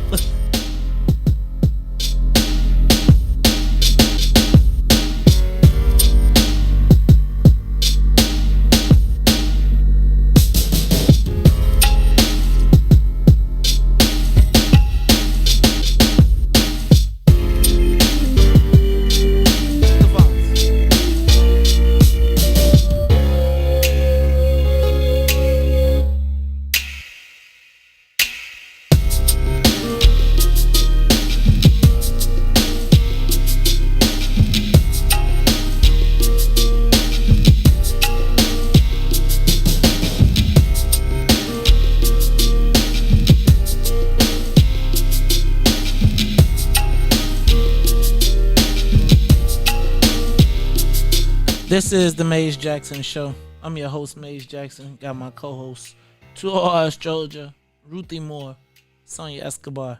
Hey, Mr. McCoy, Martell. That's why I own the station. Yes. And we want to fill up those breaks with your commercials. So make sure you feel like that every time you hear that should be filled with businesses that you patronize. Are you telling them they need to advertise on What's in It for the Black People Media? What you mean they can't be cursing because they don't want them people saying filth, flaring filth in their businesses? We'll work it out. We'll work it out. It's all good. It's the Mays Jackson Show. I'm your host, Mays Jackson. Co-host, Todd, Stroger, Ruthie Moore, Sonia Escobar. All right, y'all. Let's talk about the disgruntled Democrats. Why does it seem like we always seem to come to this point? Actually, I'm gonna tell you that last minute that we spent really tells me why we always come to this point. Because again, I feel like politically, the only time black people really are able to capture tangible outcomes are during the last minutes of elections. The only real economic return for black people on the election process is generally what we call the street money that people are looking for at the end. Not parts of the large media buys, not part of the strategy, not part of the big fundraising. But there really is no, if you look at it, if you saw that for 10 years, from 2010 to 2018, there was no advancement, then you recognize that probably for most black people, they're starting to catch on that there's no outcome for their vote. I mean, if you think about this, if somebody told you, and let's say in Illinois, there's an election every year for something. Every year. Yeah, it seems that way. There's an election for something every year because it's a business. It is a business, that's true. And there are people who make their business on that cycle. Now. Yeah, even I remember when I noticed this, when I was down there at the clerk's office and, going through the handwriting books and stuff. There's professional people who do that. There's professional people who do every component of it, from printing the paper to ordering the election machine. We look at the Negro money. That's what you're looking at, right? We looking at... No, not really, because I didn't get paid nothing. I was doing that for me. Right. But when you think about it, if I told you that for the last 8 years, literally, how did it go? What was the words they used? I was blown away because, wait a minute. Pointing to research that shows statistics unchanged from 2010 to 2018 among preschoolers in the same poverty-stricken black neighborhoods. I was blown away because the needle hasn't moved, she said. No one's watching to see if there are any improvements. Now, that is in the face of Obama, Pat Quinn, Bruce Rauner, Mike Madigan, the largest black caucus in the history of the most black elected officials in the country. The needle has not moved. Why am I voting in Illinois if I'm black? It's the old adage that you cannot have wolves guarding the hen house. And that is the problem. We have wolves guarding the hen houses. Are you suggesting that the Black Caucus is wolves? Because that's who we send down there to guard our hen house. That's what I'm saying. I know that's a bold statement. Yeah, you didn't stutter, right? I mean, that's a bold statement, but all too often, it's the same reason why you hire an attorney. Because sometimes legal stuff is written in language that the average person cannot understand. So if I put my on purpose. So if I put my trust in my elected officials to read and go through the processes, but it seems like, Mays, according to you, maybe they don't really understand how politics really works. And if they do, and the needle hasn't moved in 10 years, then you are essentially a wolf. Wolves guarding the hen house. They stealing the eggs. They killing the chickens. The roosters and the hens can't procreate. Man, you throwing all that Pembroke stuff on us. I'm just saying. I mean, it's the people that we elect, and so if you don't vote, and what's the outcome? If you don't vote, what's gonna happen? So essentially, what happens is the real only outcome for black people out of voting in Illinois right now is for the ninja for the scraps. So politically right now, what you find is that the only time that we are going to participate in the political process is at the vote. And the Negroes who get a couple dollars to put signs down. And next week you'll see. You will see the black investment next week. Because from next week through Election Day, starting this weekend through Election Day, you will see signs all over the place. And that essentially is our outcome from the vote. The $150,000 that the 10 black people that put out these signs make is the net proceed of our vote. 10 years, I voted 10 times. At minimum. Because it could have been 20. Yeah, right. With a primary and a general. Right. To be told that I got nothing puts me in the category of disgruntled.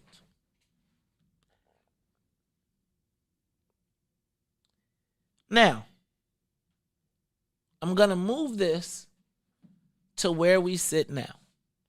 And I'm going to bring my man Cube and all of this stuff that's going on. We talk about accountability. The only time that black people have had accountability in Illinois in politics is the 2 weeks leading up to the election. When somebody is able to convince them that the pastors and the operatives need to put some money on the street. Man, if we don't get no money on the street, not if we don't get no $500,000, $1 million ad buy, we don't get no money on the street. So what is our expectation of accountability for Biden and Harris? No. You talking about the campaign cycle? No.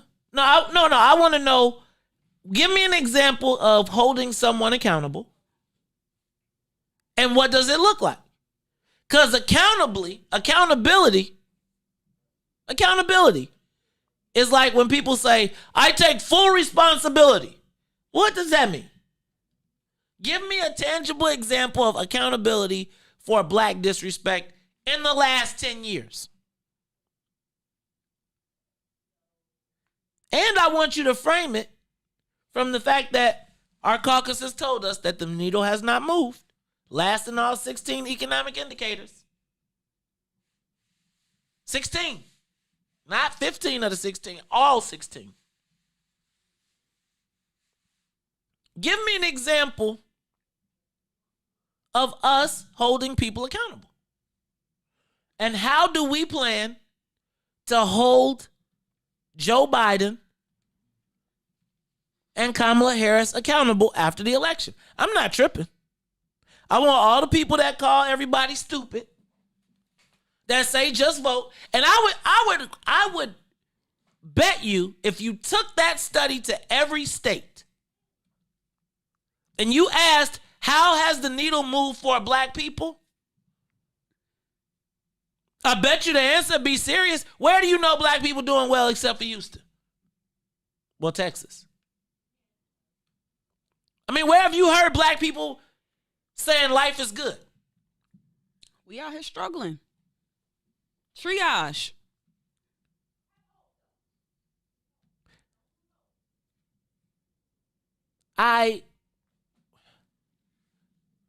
It's hard to read and know that we are forced to accept less than, even as everyone takes more. it is almost like we are here to be raped, robbed, and pillaged, and we welcome it.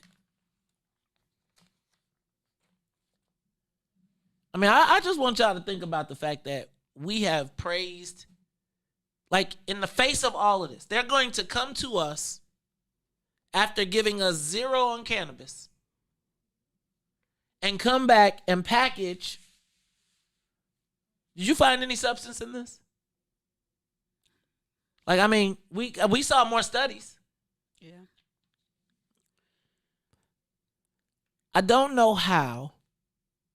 And then my challenge becomes when you say that, who are the advocates? Because I guess my question is, who are the people in Springfield that's been advocating for black people that got us to 0? And if we got advocates in Springfield that got us to 0, then that means, what did you get to be okay with us getting 0? I mean, I really, y'all need to really think about the concept that they came back to us and told us that literally told us that who's watching? Who's watching? But when you call the question, when you say we want to pass a bill that says distribute the money and contracting across the state, proportionate to the racial makeup, we can't get that. We can't get support from Black Caucus members. I mean, really. We'll be back. The Mays Jackson Show will be back after this break.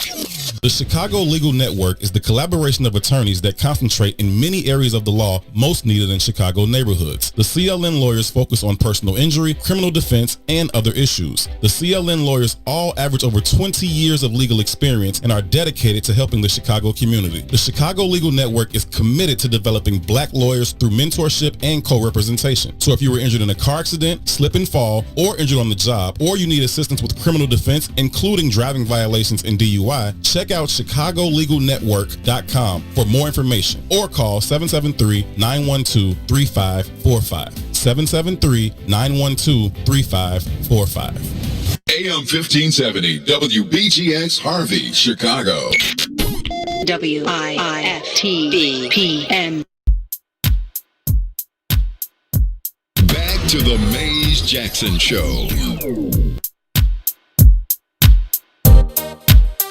What's in it for the black people? What's in it? What's in it for the black people? I'm in it. What's in it for the black people? What's in it? What's in it for the black people? I'm in it. For the black people. For the black people. For the black people. For the black people. For the black people, for the black people, for the black people, for the black people. What's in it for the black people? Let's hear it. What's in it for the black people? Don't fear it. What's in it for the black people? Let's hear it. What's in it for the black people? Don't fear it. For the black people, for the black people, for the black people, for the black people, for the black people, for the black people, for the black people, for the black people. What's in it for the black people? You know it. What's in it for the black people? Let's show it. What's in it for the black people? You know it. What's in it for the black people? Let's show it. You are listening to the Mays Jackson Show. We were saying, what's in it for the black people? 0. 0. 0. Who's gonna write the... Look, y'all, this is my line dance. I'm just telling y'all now. I'm gonna be like, Ruthie, we gonna all have a part though, cause see, they gonna hire us to come to the Park District. We gonna have a senior. Y'all laughing? I'm telling you, Mike Kelly, what's up, man? We know you, man. Mike, Alonzo, Come on, we want to have the What's in it for the Black People senior line dance party. Who gonna be the official? We gonna have us an official, like we gonna be like Casper and them. You gonna wear your white linen suit? Hey. No, Well, then it ain't stepping in. Well, that's what I learned from the seniors is, the day gets long when you don't have something planned to do. So, man, we could have them doing their thing. Look, we could go. Look, I'm gonna tell you, we do a tour. We do Cole Park. We could do. Let me think. Where else we could go? Oh, we could plenty of parks. Oh, we could go to all the parks. Man, Mike Kelly, what's up, dog? We trying to get the What's in it for the Black People Steppers tour and line dance. So let's get a class. Mike Scott, you used to have a plug at the park districts too. I'm trying to upgrade to a yacht though. We can Oh, line y'all dance want on a yacht. You want a yacht? I get seasick. I'll be right over the edge. Man, I'm gonna tell you. Ooh, whatchamajigam? John Anthony offered us a boat if we wanted to do a cruise. I was like, we got to be socially distant. I don't have to be able to get off the boat. But I can't go. I can't. You get seasick? Oh yeah, I got motion sickness. pop now. pills. Ooh, pop pill, man. See, there you go. There y'all youngins go. I guess I could try some ginger. Ginger. Oh, ginger. Ooh, ginger. Oh, you know what? I wanted to say that, sometimes we have like the most astute audience ever. And I think we figured out who is watching down in Springfield. Who? Vince Bass said Stevie Wonder. Shout out to Vince. I see what you did there. I see how you did that right there. Yep. Somebody I know says that the Black Caucus doesn't seek help from blacks because they are insecure because they don't want them to know how much they don't know about what's going on. I 100% agree. Willful. In some cases, it's willful ignorance. Like it's willful to our detriment, right? We get by on a lot of what I have found in Springfield is that we have a lot of peacocking. And when I say that, I mean everybody is dressed fresh to death every day when they hit the floor, right? And their authority is not the type of authority where there's respect given to you by the people. Like their title is what brings them their respect. Mm-hmm. And they operate from that standpoint. It is not their dealings with the people. Like remember I told you they believe that they are our version of royalty. But look at history. Remember you talked about how everybody got a title. Everybody got a title. That's what we have been living for the first. Like we are complacent with symbolism because we've been down so bad. So if you the first black that's all you need. You can coast on that. I was gonna say, so I sometimes feel so I have to because I know a first and I live with the first, I am also I'm agreeing with that a lot. But also watching what happens to some first personally. Right. Sometimes it's just amazing, like the things that first. If you are not the progressive white first, if you are comfortable in your black skin first, that does not bow down to white people first, then it's the downside of trailblazing. Right. It's the downside of trailblazing because the white people feel like they can disrespect you, whether it's white men who like talk over you, or white women who refuse to acknowledge you in your position. You are less than. They treat you like less than. And so I'm always in that space of like, I feel like, when Barack Obama got told you lie. Oh yeah, during the speech. Right. So I know my first has had similar experiences. Right. And so it's like the white folks just get away with it all the way around. Right. Good God. Hey, I wanted to throw a few birthdays out before we got to look at Todd trying to get the work in. Well, former city clerk Juan Thomas of Aurora, he's probably around your age. I don't know how old Juan is. I know Juan. Yeah. Commissioner Bill Lawry. St. Felicitas Falcons, go! He gave me a toothbrush when he ran for office. I still have my toothbrush. I can give it to you. I was about to say, No, I don't man. They didn't get. See how they be? Let me tell y'all something. Y'all Wait, come I around got here. one more. My alpha brother, Alderman Howard B. Brookins Jr. Shout out to Alderman Brookins. You know, I like Alderman Brookins. Alderman Brookins is actually one of my favorite aldermen because he is one of the straightest talkers. Like, he straight up be like, look, man, I done tried to ask y'all. I tried to get y'all in Culver's. Y'all didn't want to. I tried to get you up. Well, Yeah, right. That's right. I like Alderman Brookins because he's a straight shooter. Straight shooter, when you have, like, those real conversations, and it's like he's never turned me down to try and be of assistance when possible. Yeah. And what I love about Alderman Brookins is, like, he does understand kind of the money piece. So he's always like, nah, if y'all ain't going to put that brother out of business unless y'all going to pay him for his business. Right? I've seen him stand up for business people. Let me be honest with you. I've seen people stand up for people in small ways. Right? In individual situations. But I do not see that collective. And I just need to say, y'all. Yeah, the collective, yeah. The collective, yep. That whole premise that the ball has not moved in 8 to 10 years. No cannabis. They about to pass a casino bill. We ain't got nothing. Don't worry. We finna get something. Ruthie, you better talk. We're gonna be working on We it. about to get something. Shout out to my auntie Tina listening from Little Rock. But we about to get some, Maze, and we gonna take it. Oh. Well, you know, now that the pillars are out there, now we get to fight Have and, we and seen try to him? get We things. got to ask the white boy, can we come into his office to check him out? All right, one more thing.